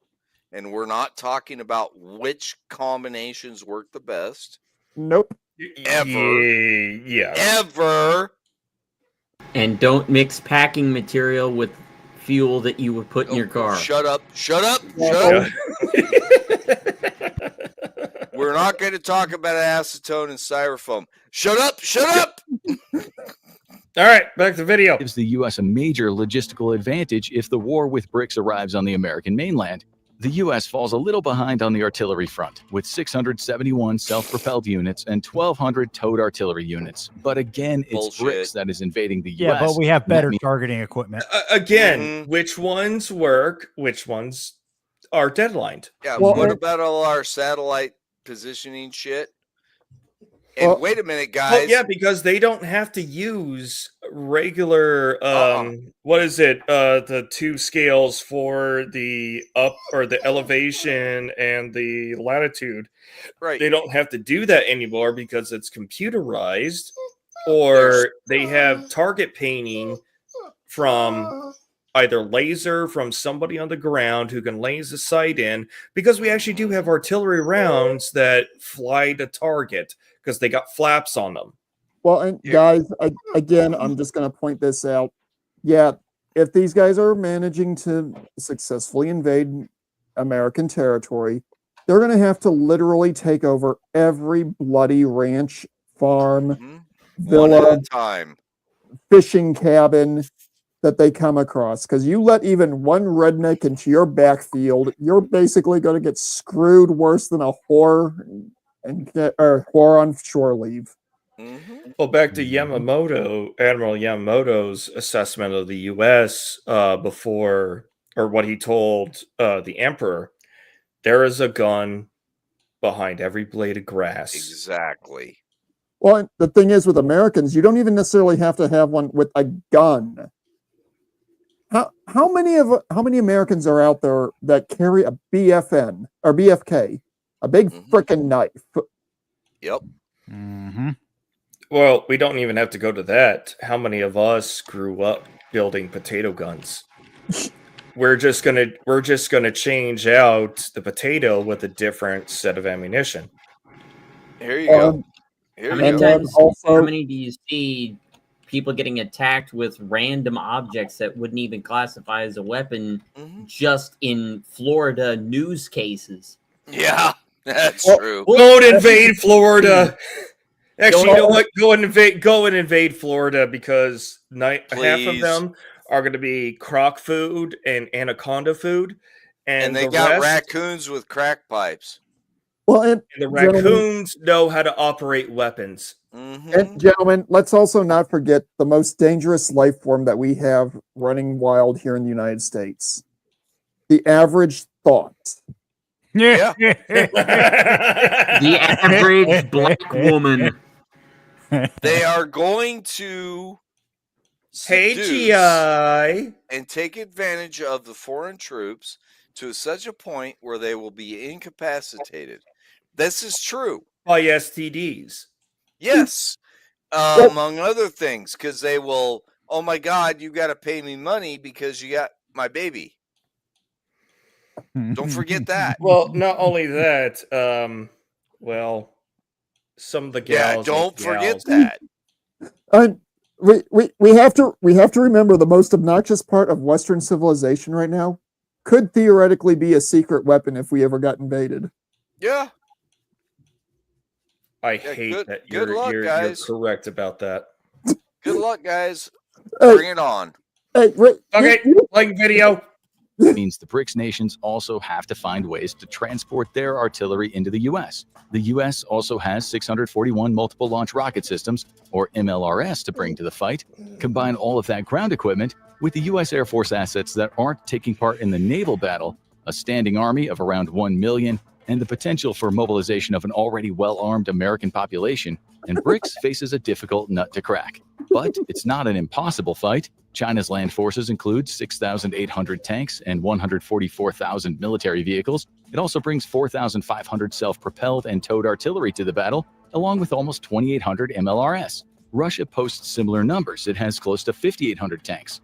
Russia's also lost over 21,000 armored fighting vehicles in the fight with Ukraine, though it still has 132,000 left over. Add over 13,500 artillery units and around 3,000 MLRS to those numbers, and there's a clear advantage forming for BRICS in every aspect of the land power front other than military vehicles. India extends that advantage so it covers vehicles, as it adds another 149,000 to the mix, along with around 4,200 tanks. It's nearly 4,000 units of towed artillery could also be useful. South Africa and Brazil bring up the rear again, though they still contribute. South Africa has 18,700 military vehicles and 252 tanks to add to the BRICS numbers, though it is limited to less than 300 units on the artillery and MLRS fronts. Brazil posts similar, though slightly higher numbers. It has 22,500 vehicles, 294 tanks, 412 units of towed artillery, 109 units of self-propelled artillery, and 38 MLRS systems. They're far from groundbreaking numbers, but Brazil's proximity to the U.S. could make them useful if Mexico allows Brazil to pass through. But therein lies the problem on the land front: proximity. The BRICS nations have to find ways to ship all of this equipment into the United States. Even if BRICS manages to secure a naval passage into the U.S., it'll have done so at a massive cost. Hundreds of ships will be sunk, along with hundreds of aircraft being shot out of the skies. And even with that passage established, BRICS can't send everything into the U.S. at once. It would have to send its land equipment in drips and drabs, forcing long pauses to the war as BRICS replenishes stockpiles in areas of the U.S. it captured. The strategy you imagine. Wait. He said can't wait for some canned beef. I bet he never says that in front of one of his Indian allies. Yeah. One of his Hindu brothers. One of the other things too is they don't take into account how many support vehicles they would need for all the ground combat vehicles. They do not know expeditionary force logistics. No, and other thing too, do all 5 nations require the same grade of fuel so they can all operate universally. Oh, that's a very good logistical point. Yep. Well, But that's why we have a uniform one all throughout NATO. Yes. Well, that's why we have uniform things throughout all of NATO. Guys, let's give them a little bit of credit. I'm sure the Chinese run on sake or whatever their equivalent is. Rice wine. I can't remember the name of it. It's not. I'm sure they have rice wine. I don't know what they call it. No, though. I think it's made from poop. Oh, of course it's Chinese. It's what they have after their soy gets digested. Yeah. God. God. So, Batty, if you're familiar with the 113, which is it's a Korean War era troop carrier that is still in service, at least when I was in service 10 years ago. But they don't use them as troop carriers. They're usually used as medevacs or sometimes mobile mortar platforms. Right. But I never met a 113 that could have a ramp that would go up by itself. Mm-hmm. I actually encountered a few that did in Fort Irwin and Fort Hood in the chemical unit that I was in at the time. That's rare. But you're special. No. The chem guys, the ramps actually worked because of the fact that we didn't have soldiers running up and down them all the time. Right, like I said, you're special. And the ones on Fort Irwin, well, it's Fort Irwin. The place is about as close to hell as you can get on Earth. There you go. I do remember the grog is not a grog unless you put a little bit of gutter oil in it. Uh-huh. You used gutter oil? Oh, yeah. In China, yeah. Fuck yeah. Okay. Apparently the Chinese do drink soju. Oh, yeah. Soju. Soju. Okay, yeah. Maybe that's the difference in name. It's different. Well, it is different. They use different stuff in it. Yeah. Okay. All right. Well, thankfully, we only got about 5 minutes left of the video. Okay. Are you sure? This is going to last another 2 hours. Well, you know what? You quit talking. Well, you keep talking too, buddy. Fair enough. Give the U.S. time to manufacture more weapons, which brings us to the next issue in the BRICS versus U.S. war. The U.S. spends more on its military than any other nation in the world. This is where I'm going to disagree on because money does not exactly matter when it comes to tactical equipment acquisition, let alone tactical use of anything, whether it's personnel or whatever. Because we're in a defensive war, we don't have to pay people at this time because we're fighting for our lives. We're fighting for our survival because we're on the defense. Well, and we're in a situation where we're building super weapons, not offensive weapons. So just enough to compel anybody who has eyes on us to think about taking us, because the United States, because of natural resources and fertile farmland, is exceptionally valuable. Target rich, as we wish we had this because the rest of the nations have neglected their lands. Right, and we've got an ocean between all of us on both sides. So it's when coming to the defensive end, money is not going to be the primary prerogative. It's just going to be resource acquisition, however it happens. Granted, I am going to give them this. Unless we are desperate, we're not going to go that way. Nope. No. Its proposed budget for the 2025 financial year is $850 billion, with that annual budget likely to rise to $866 billion adjusted for inflation by 2029. The U.S. also has an interesting advantage in that most of its military equipment is designed and produced domestically. The likes of Lockheed Martin, RTX Corporation. Huge advantage. I hate RTX. Yeah, I know you do, but we make our military shit in-house mostly. Don't get me started on half of those companies that they're listed. You're not allowed to comment on those per your own prerogative. Correct.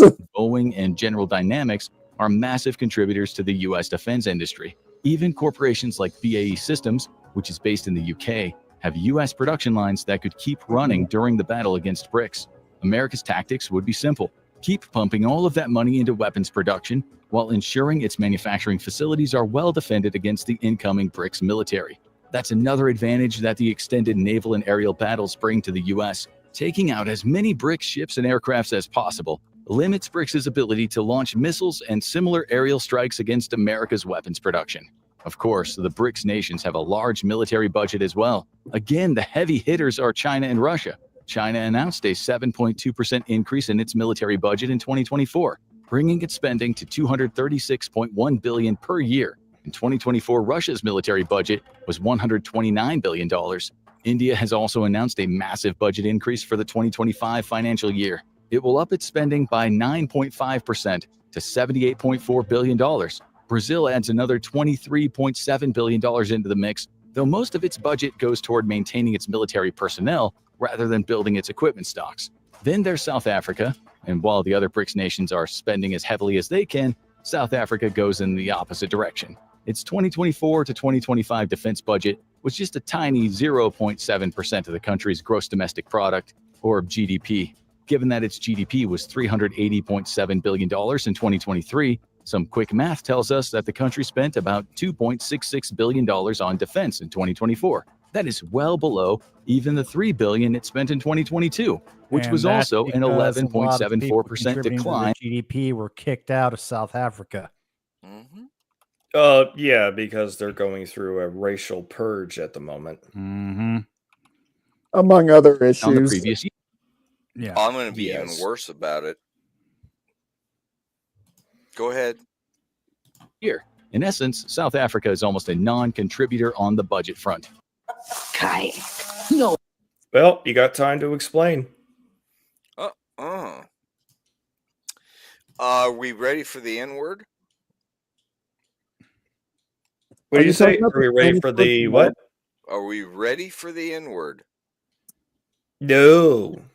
Oh, really? No. You guys don't have the guts to do that? Well, we're trying to make this one of the family-friendlier ones. Okay. That's one that's going to be a no. I'm going to tell you right now what is going on in South Africa.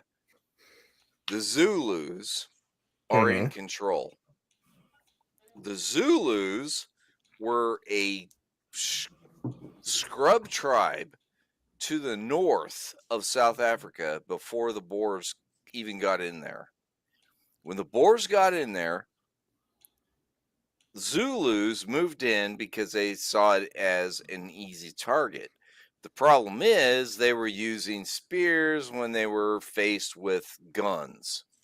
The British... But they had overwhelming numbers. They had overwhelming numbers. The British and the Belgians... I believe it was the Belgians, might be wrong on that, that started South Africa as a white nation, took over land that was not populated at all. There was probably sparse tribal bullshit here and there. And then when they found out that these Boers could make the land produce riches, the diamond mines, the crops, everything. Then they lost their shit and they started going after everybody. Now, but they didn't know how to maintain it after they seized it. Right, exactly. Now, don't get me wrong. The reason they went after them is because the British and the fucking Belgians were a bunch of dicks. Yes. And they were pushing everybody out. They weren't teaching them how to do anything. They were just being jackasses. So the British were being British. Well, it was the same thing that sunk Rhodesia. The other colonial power doing colonial power things. Exactly. And if you don't know what Rhodesia is, it's even worse than South Africa. By orders of magnitude. Yeah, exactly. Now, the big thing about South Africa is they had a government that was functional, that was working with the peoples that were in the country. And then they got infiltrated by post-apartheid for what, 20 years? Give or It's take. been longer than that. Yeah.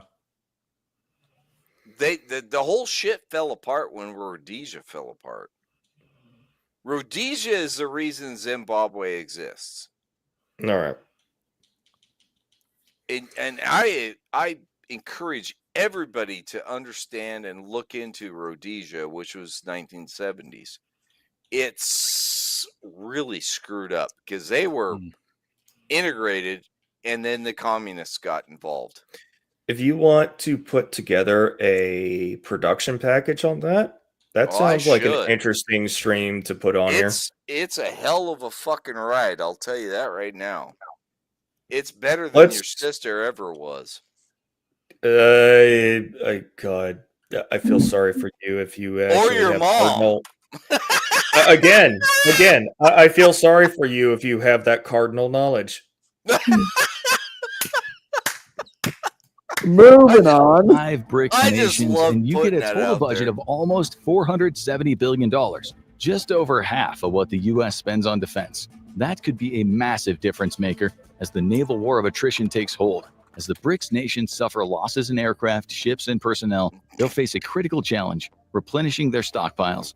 The U.S. military, with its vast budget and domestic manufacturing capacity, can replace losses far more efficiently than its adversaries. While Russia and China are major weapons producers, they'll be crippled by disrupted trade routes due to relentless naval battles. The two could trade resources, with Russia's iron ore and China's rare earth minerals supporting their war industries, but without matching America's defense spending, they'll struggle to sustain their war effort.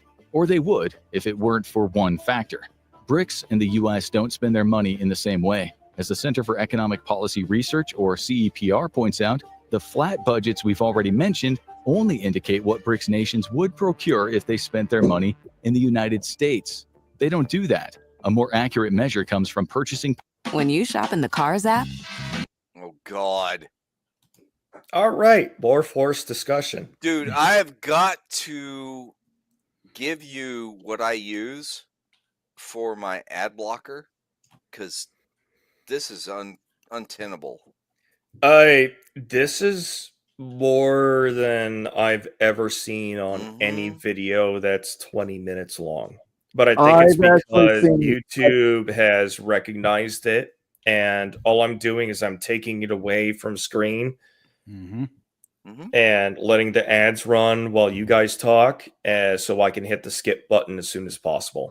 Sure. I'm going to be honest with you. One of my recent guilty pleasures is watching HOA horror stories. Those generally run about 30 to 45 minutes. And if I watch it through my TV instead of through my phone or computer, I'm getting at least 5 minutes of ads every 2 minutes, and half of those ads are unskippable. The streaming services are turning into the exact thing that they were designed to overcome. Yep. And they don't give two rats' tails about it. No, they don't until a streaming platform arises that won't play by that, and customers go, wait a minute, I don't got to pay to skip ads? Alrighty then. And I'm going to be honest with you, on some streaming platforms like Tubi, where it's older television programs or movies, I don't care about sitting through a commercial because I sat through them on the original airing. You know, that's the one thing I found really nostalgic about watching the Babylon 5 on Amazon Prime is there's ads during where they traditionally had the transitions for commercials, and I'm watching through it. I'm like, I don't want to watch this, but I'm like, I'm back in the 80s and 90s. Well, Babylon 5 aired 95 to 2000. Yep. Also, I'm going to have to say this about Babylon 5. It was too intelligent for its audience. Yes. Hey, something else I'm going to point out about B5. I'm only in season 2, and I'm recognizing its content was something that I'm surprised was allowed to air. Yeah. Well, here's something else I'm going to point out about B5. The way that the story is written, it can literally be any decade in the last 100 years. Yeah. Because the story matches almost everything going on, no matter what period of time you're in.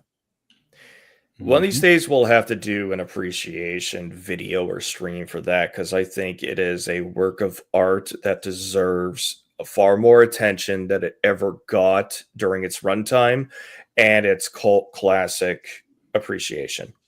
Hey, you let me know the time and the day, and I'll be there. Will do. All right, we're going to get back to it. Parity, or PPP. According to CEPR, PPP factors in local manufacturing and troop costs, which are lower among the BRICS nations than they are in the US. Using this metric, China spends the equivalent of $541 billion on its military in 2024, more than double the dollar amount, assuming the country spent the money in the US. What it all comes down to is that production is cheaper for BRICS nations than it is for the US. Though America spends more in terms of pure dollar amounts, adjusting for PPP may just put BRICS ahead, especially if all 5 nations funnel their money into China to take advantage. One thing I will mention on this is we have the ability to shift our entire economy from consumer to militaristic buildup in a very short transition period. I don't think these BRICS nations have the same capability. Nope. I don't know if that's actually true anymore. No, they don't. They have no. This is the thing. No, I mean about the American economy. I don't know. Oh if that's no, we can do it in a heartbeat, dude. Trust me. These fucking idiots that we're dealing with in Columbia University and Washington State University, or University of Washington, they're nothing. These people will be annihilated in a war front very quickly, because the people that are the bones of the United States will fucking cancel them so fast, and they won't do it by taking them away from the YouTubes. They'll just fucking kill them. Again, like I said at the very beginning of the stream, the collaborators will be dealt with, because a lot of them will be collaborators, and it won't just be them. Their families will suffer. Yes. Yeah. Generations will be purged. Honestly, I wouldn't be surprised if they go full Machiavelli. Anybody that shares the same great-great-grandfather as you is going to be ended. I'm actually getting it. I don't know if the corporations have the wherewithal anymore to actually do that kind of transition. Yeah, they'll make a lot of money, but they're also making a lot of money from these attacking nations as well. Mm-hmm. Well, that's where they're going, and as long as they can keep the grift, that's what they're going to do. And but when we shut that down by fighting back, it's going to end. But I think you see where I'm trying to go with this, Sean. Yeah, I do. Correction, Tommy. Mm-hmm. Yeah, no, I was just trying to make the point that we can make a transition from a consumer economy to a wartime economy exceptionally fast, and faster than anybody else. Well, Yamamoto made that same assessment to the emperor, and the emperor's like, well, it buys us it will buy us some time. He not enough overestimated the amount of time where we can shift from a regular economy to a wartime economy. So we only got about a minute left, and then we could do some extra talk or final thoughts. But let's just get through the rest of this before we hit the 4-hour mark.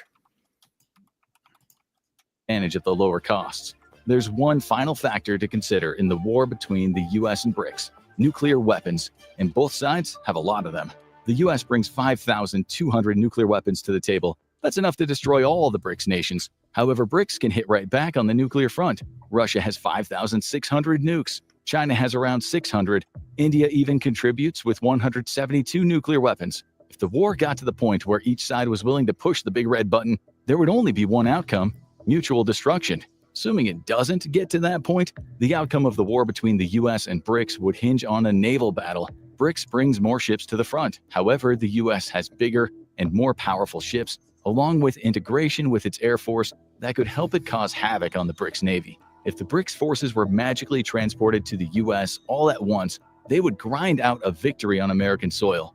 But that's not what would happen. With a smart naval and aerial strategy, the US might just be able to stop BRICS from ever mounting a serious land assault on American soil. Given how devastating the war would be to both sides, that's about as close to a victory as either is going to get. Who do you think would come out on top in a full-scale war between the US and BRICS? Would America... We already saw this part at the beginning of the stream. Yeah. They don't ever answer the question. No. Well, that's one of the things Infographics has gotten bad about in the last several years. They will ask a bunch of these questions and then they will never give a satisfactory closing statement. They're almost as bad as the guy who does What If Alt Hist. Mm-hmm. Oh yeah, Psyche Soap. Yes, this was. It was a spanking at minimum, spit roasting at medium. I think it was a 26-minute video, and it took us 3.5 hours.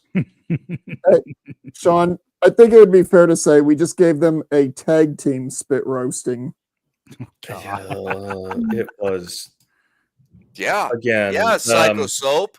We are fucking those guys up. Yeah. We all Cliff and I only watched a small portion of it before I said this is worthy of a stream by itself. Oh yeah, and easily. I watched the rest of it because I started having questions in my mind going, okay, are you going to address X, Y, and Z?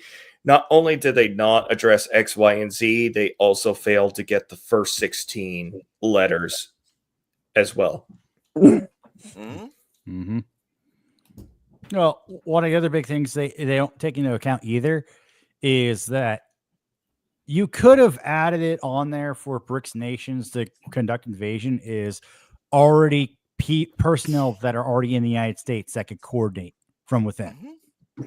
You well, something they don't mention, and we know this for a fact, is Canada and China have a military relationship.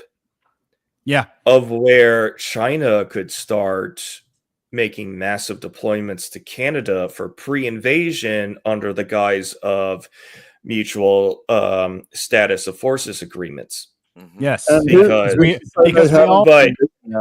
would actually invade Canada first because we wouldn't tolerate that. Same with Mexico. Mexico knows if they have a status forces agreement with our adversaries at a particular strength level, we're going to invade them first to prevent that from being a problem in the future. Yes, that's called the Monroe Doctrine. Yep, and we all know that China and Canada have a joint venture with their military because we can all be assured somehow those quote unquote weather balloons came from China. They all did, actually. Yeah. Well, that's because they were tracked under secrecy, just to see what was going on, just to see what they would do up until somebody looked up and said, "The fuck is that?" St. Louis Arch, you always, your input needs to continue, sir. I have to ask this question when it comes to the Chinese weather balloon from a couple of years ago. Would anyone have actually started saying anything about it had someone not looked up with a telescope at the wrong time in the wrong sector of sky? It makes you also wonder what else the government is tracking, but they aren't publicly releasing. Right. Oh, please. We all know that they're tracking Jackal's alien girlfriend. Yeah, that big fatty bitch. Yeah, you know. We all know he blames it on big booty Latinas gassing him out. But the truth of the matter is, she's a big booty Latina alien.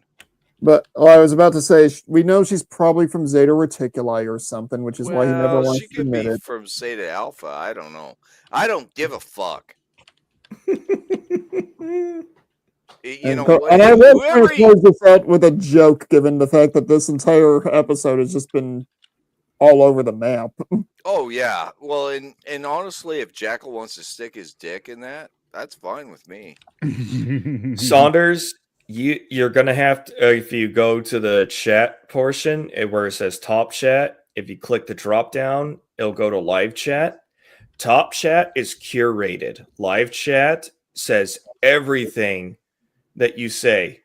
YouTube won't censor that. The Top Chat and the Live Chat thing. No, that's not true. That's not even remotely true. Really? Because that's been I've actually been watching the chat on another device. Even in a while. Live chat? Yeah. And you guys there's other things there that are missing. Because I know StreamYard, I think they pull it from Top Chat, except live. All right. Well, the thing is also, when I still was doing streaming, when I was still doing streaming on my own channel, I noticed a few times people would put in chats that were not showing a good context, and I went back and looked, and it looked like they were definitely having stuff deleted.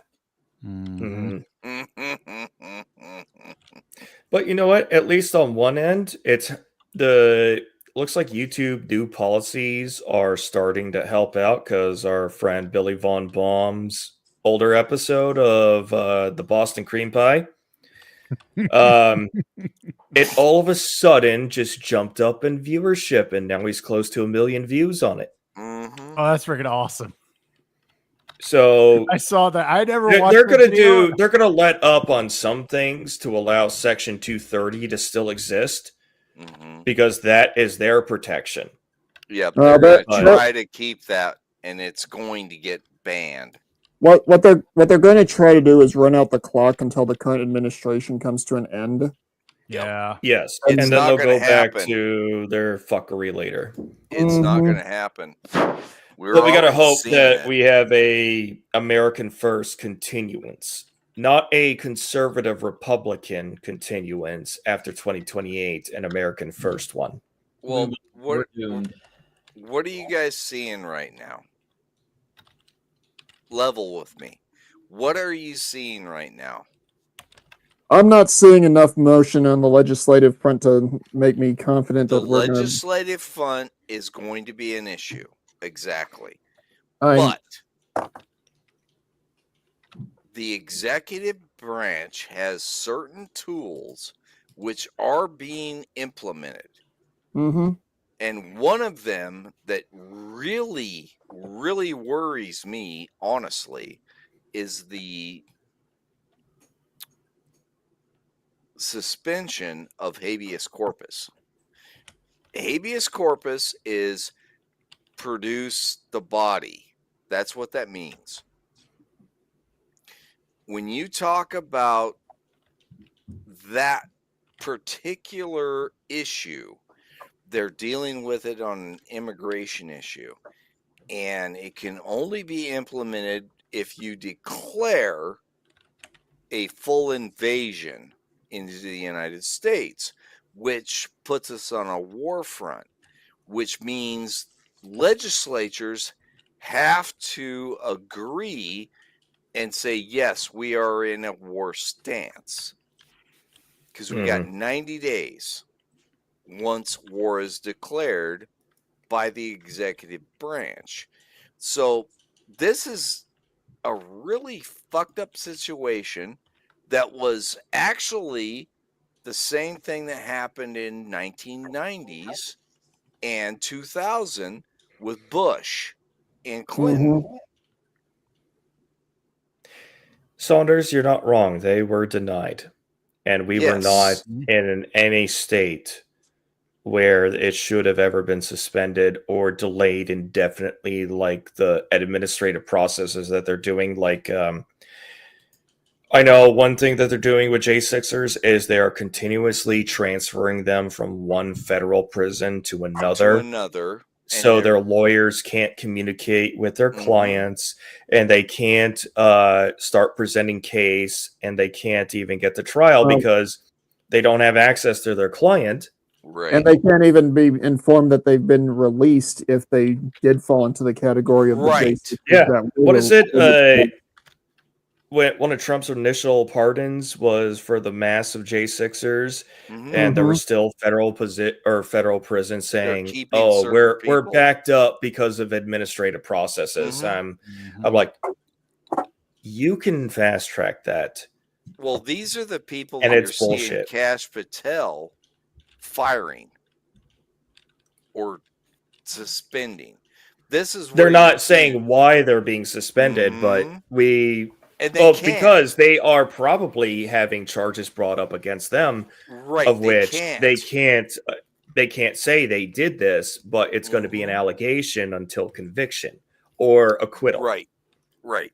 This is where it is problematic, and everybody is really vilifying Pam Bondi. And the thing is, she's doing what she can with the. She's doing every possible thing she can within well, her with power. the amount of resources she has available on top of. Oh my God! I inherited something far more dubious and despicable than I could have ever thought. But we knew what they were inheriting. I think she did too. I think she knew. I really do wonder if Pam Bondi and Kash Patel truly realized just how entrenched the forces were that they were going to be dealing with. Oh, they're only going to find the ones that have been given up as sacrifice, or their deeds were too criminal to ignore anymore. There's the smarter ones, the power players or the handlers, that they have degrees of insulation, and they're just going to bide their time until a friendlier government comes in and then continue shop. What was it? It was James Spader. What I have for you is called the blacklist. They are the major players. They are not the politicians. They are not the CEOs. They are not anybody on any public record. They're the ones that control everything. And I can show you who they are, but you're not going to find any criminal activity on them, but they're the ones that are doing it to you. I am totally surprised that series even got greenlit to be broadcasted. I think it was mostly for plausible deniability. Well, yeah, create a mockery of the thing that's going on in reality. Well, because what is this? Is this another blacklist show that you think is happening in government? How stupid are you? First two seasons were great. Fiction. Yeah. Well, actually, that's a show. That's a show. Here's the thing I'm going to point out that I know a lot of people are going to hate, and I'm not exactly thrilled about it either. At least in the last 40 years, our government has not behaved in the way that we were all raised to believe it's supposed to behave. And those individuals that have done what we can to get it to go back to what it's supposed to be, either get marginalized or straight up circular filed. So nothing gets changed. Yep. Look at I'm what not even happened talking about. I'm not even talking about legal operations. I'm talking about just basic social ostracization. Yeah. I bring up Gates. I mean, regardless of whether his scandal was legitimate or not. Well, Matt, the second he got selected, let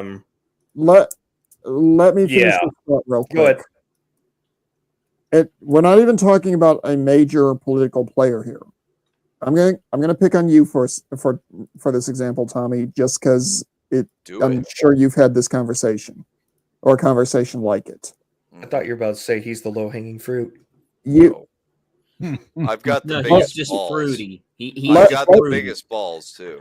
Let's say hypothetically, you're at your workplace and you're talking about something that you've seen on the news that you think is absolutely retarded that the government has done.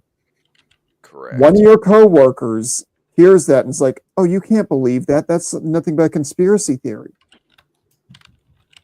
The term conspiracy theory was invented to marginalize people who were seeing Shiza going on and trying to call it out. Yes. And nobody wants to admit During the Warren Commission, right? During Correct. JFK's assassination Warren committee. Commission was the worst offender, yes. Well, it was the CIA that invented the term, but they used it a couple of times before JFK, but afterwards it took on a life of its own. Mm-hmm. Well, and Nixon wasn't good at squashing it because he was already paranoid so much about his political status. And it was his paranoia that created his downfall. The downfall, yes. Or to force his resignation. But I'm going to bring this up from Saunders because I think it's right. Courts only work in high moral, high trust society where all, no matter class, status, wealth, etc., all were held accountable according and to the very same standard across the board. Pipe dream. Yeah, well, yeah, you follow us and how we follow the family courts, and we realize it is not the way we were told it's supposed to operate. Well, yes. I'm just gonna say this, and feel free to disagree with me. When I graduated in 2000 and went to the Army in early 2000 or late 2000, early 2001, I was an idealist. Fucking pup. I still believed in all the crap that was shoved down my throat in high school, junior high, and elementary about this is how the United States works. This is what we do. No one's above the law. And if you think that people are above the law, then you're obviously not paying attention. I watched during the time I was on active duty, a lot of things happened. I was like, there's no way this individual needs to be getting held accountable. And nothing ever got done. Then I get off active duty, and before I even put in my retirement packet, I'm looking around going, this is not what I enlisted to defend. This is not what the country is supposed to be. What the hell happened? How do I go back? How do I go back on this train to get back to where I'm supposed to be? What is my oath? Exactly. Why is my oath not being fulfilled? Exactly. And that oath is very powerful, guys. And I think we need to start publishing it.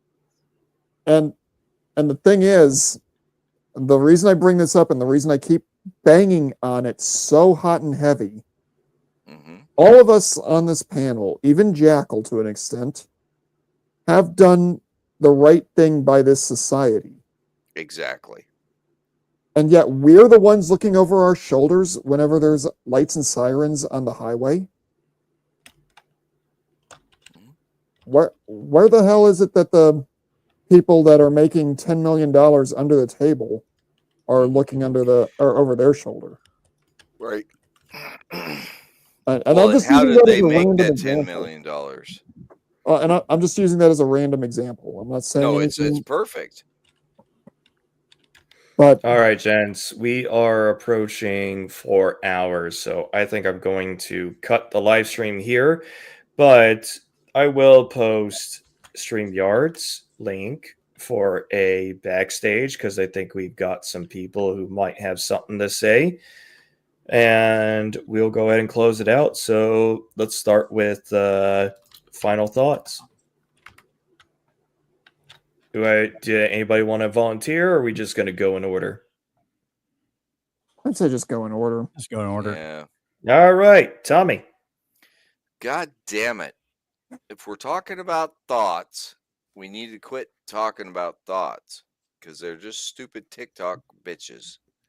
Anyway, all of this discussion tonight has been exactly what needs to be discussed, which is being pushed by the current administration to discuss these issues. Wake up. Fucking pay attention.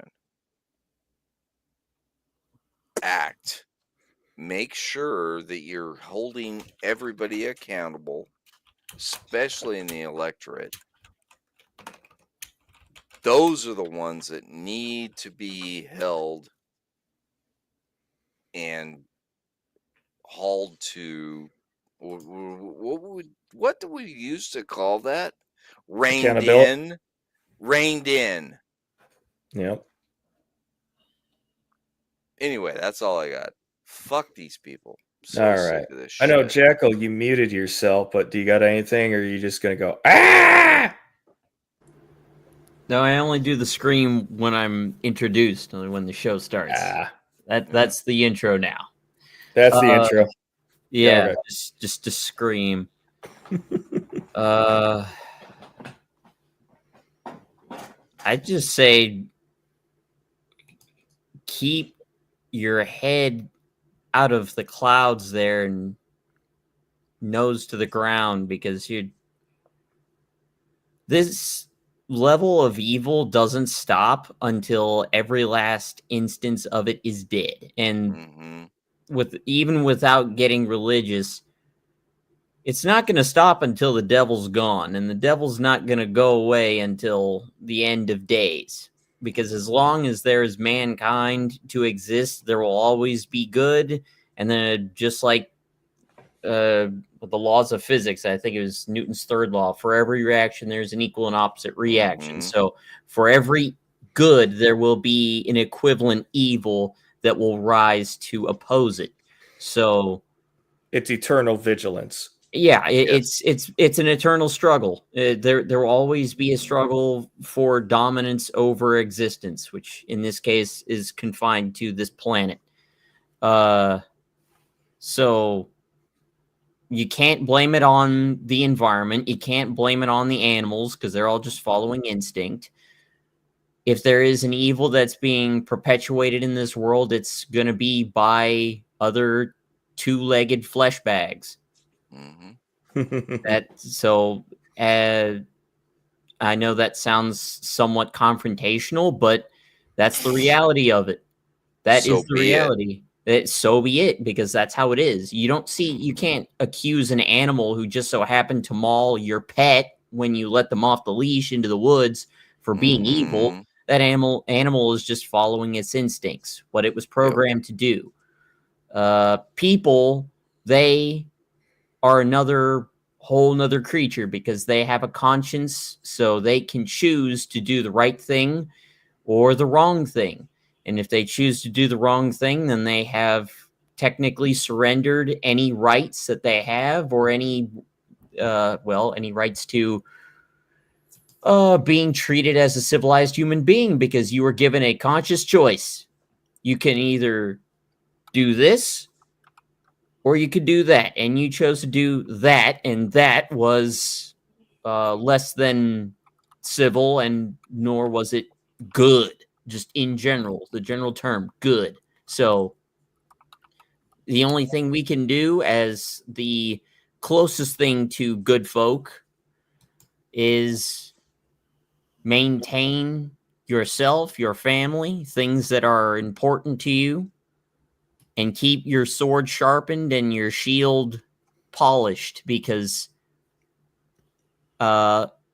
society will always be targeted by those who want more or are jealous of our humility, because there is a level of joy and happiness that you will experience in life by living just the simple life. And there are those out there that are shallow. They have it all materially, but on the inside, they have nothing. So they're kind of like a void, and they're looking for a light to consume in hopes that they will lighten up their inside a little bit and feel a little bit less worse than they were the day before. Of course, that means they have to take from you, and sometimes that includes your life. It doesn't mean just what you own. But yeah, there will always be a darkness looking to consume the light. And if you are part of that light, you need to be ready to defend yourself and keep your head on a swivel, because that darkness can come from any direction.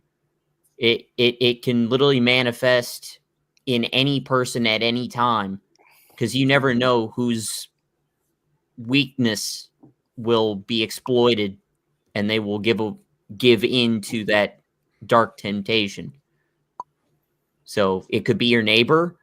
Hell, it could even be a family member. You don't know. You're not a psychic. You can't read people's minds, and you can't see where they are inside, because that's what it is. It's almost like an ideology. It can never truly be destroyed until every last instance that means anybody with so much as an inkling of an understanding of that context is gone, which is impossible. You can't. That would mean burning every book, killing every person that has ever read such book or had any ideas. You can't do it. So the only thing you can do is be ready to defend yourself. Try to enjoy every day that you have, and with those that you call your friends and family. Just do that, but be ready to take up the sword and shield at any time, because you never know when that darkness will come for your light. All right, I'm going to shut up. All right. Mando, final thoughts. Well, considering the fact that you guys are about the closest thing to an actual friend group I've got, thanks for letting me hang out with you for the last several hours. You're always welcome, sir. This did not go in the direction I thought it was going to go. I initially thought you were going to be talking about the economics of BRICS, hence why I wasn't there at the beginning. No, maybe I didn't allude to that enough in pre-talks, but yeah, this was mainly about the militarial side, and like when Cliff and I watched just the first part of it, is like, this is so bad, it's worthy of its own. I didn't think it would be 4 hours worth. I seriously thought it was going to be good for 2 hours, but even with the waffling was still in the theme of the show, and I'm like, I underestimated how terrible that video was. I would say this wasn't waffling. This was actually unbridled discussion about the state of the situation. Yeah, we gave a lot more contextual information as well. Exactly. But my final thoughts for the evening: keep your head on a swivel, keep your eyes open, and if an aircraft from South America goes flying through your window, congratulations, you just had a brick fly through your window. Yep. All right, Cliff. Smart ass. Yeah. So my final thought is on this. If you start to notice that, man, I don't know how to put it. Basically, if it happens in the United States, okay, it's going to be a shitty situation. One thing we all have to remember, though, especially those of us that live in the United States, we're all Americans. We all fight for the same country. We all live and breathe the same air. All right. You got to remember that. You got to take pride in your country. You got to take pride in your history. I mean, we all come from different backgrounds. Some people might be naturalized citizens. Some might have been born in the United States. But as long as you actually appreciate that you are here, this is a land of opportunity, as it still is. Granted, yeah, everybody's going to go through tough times. But that's just kind of how life goes. All right. Living is not for the weak. All right. No. Living, or what is it? What Jordan Peterson said? Living is suffering. Yeah. But you gotta realize that get along with your fellow countrymen. Take pride in your country. All right. Don't take pride in the government. The government sucks. We all know that. All right. Oh yes. I will point out there are two groups of people that have left the planet and not successfully returned: the crew of the Space Shuttle Columbia and the crew of the Space Shuttle Challenger. Mm-hmm. Yep. Technically, they managed to get off planet and not have to come back. That's dark, dude. I know that's pretty bad. It's pretty bad. Let me finish my thought. So, all right, go ahead. So just be aware. This is your home. Protect it. All right. We all know that all the craziness is happening. We've obviously seen people that should not be here start to kind of establish their own little small, I guess, conclaves would be the term. Fiefdoms. Fiefdoms. That's a better one. So always be wary of it. All right. I'm not saying go start something. Just keep your head on a swivel.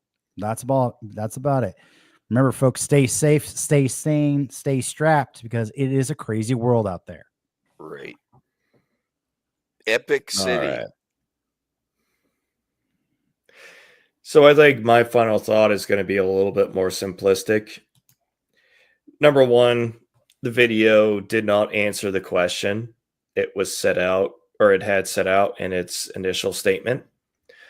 I think we have proven without a shadow of a doubt that a BRICS versus USA war is retarded to think about in the first place, which is probably why it hasn't happened yet, and nor will it ever happen unless we see NATO switch to BRICS. Right. That is a game changer, but even then, it just makes us more hardened, more determined, and we will be less friendly about it in the future. So take heed to what the gentlemen have said. Have pride in country. Be ready to defend it at any time, as much as you're capable of doing. It's not everybody can do the same thing as the man next to them on their left or right. But I think it just shows that we are far more capable than either Infographics, which I understand is a U.S. creator, or the rest of the world thinks that as much of a weakened state as we are. Faggot. Yeah. Sorry. Yeah, you still can't take us. And with that, I'll go ahead and end the stream. If you look up in the chat, you want to join us for the after show, go ahead. Can't guarantee everybody will be there, but we'll try, and we will have some drunken conversations in the back. So everybody else, have a good night, and thank you for sticking with us this long.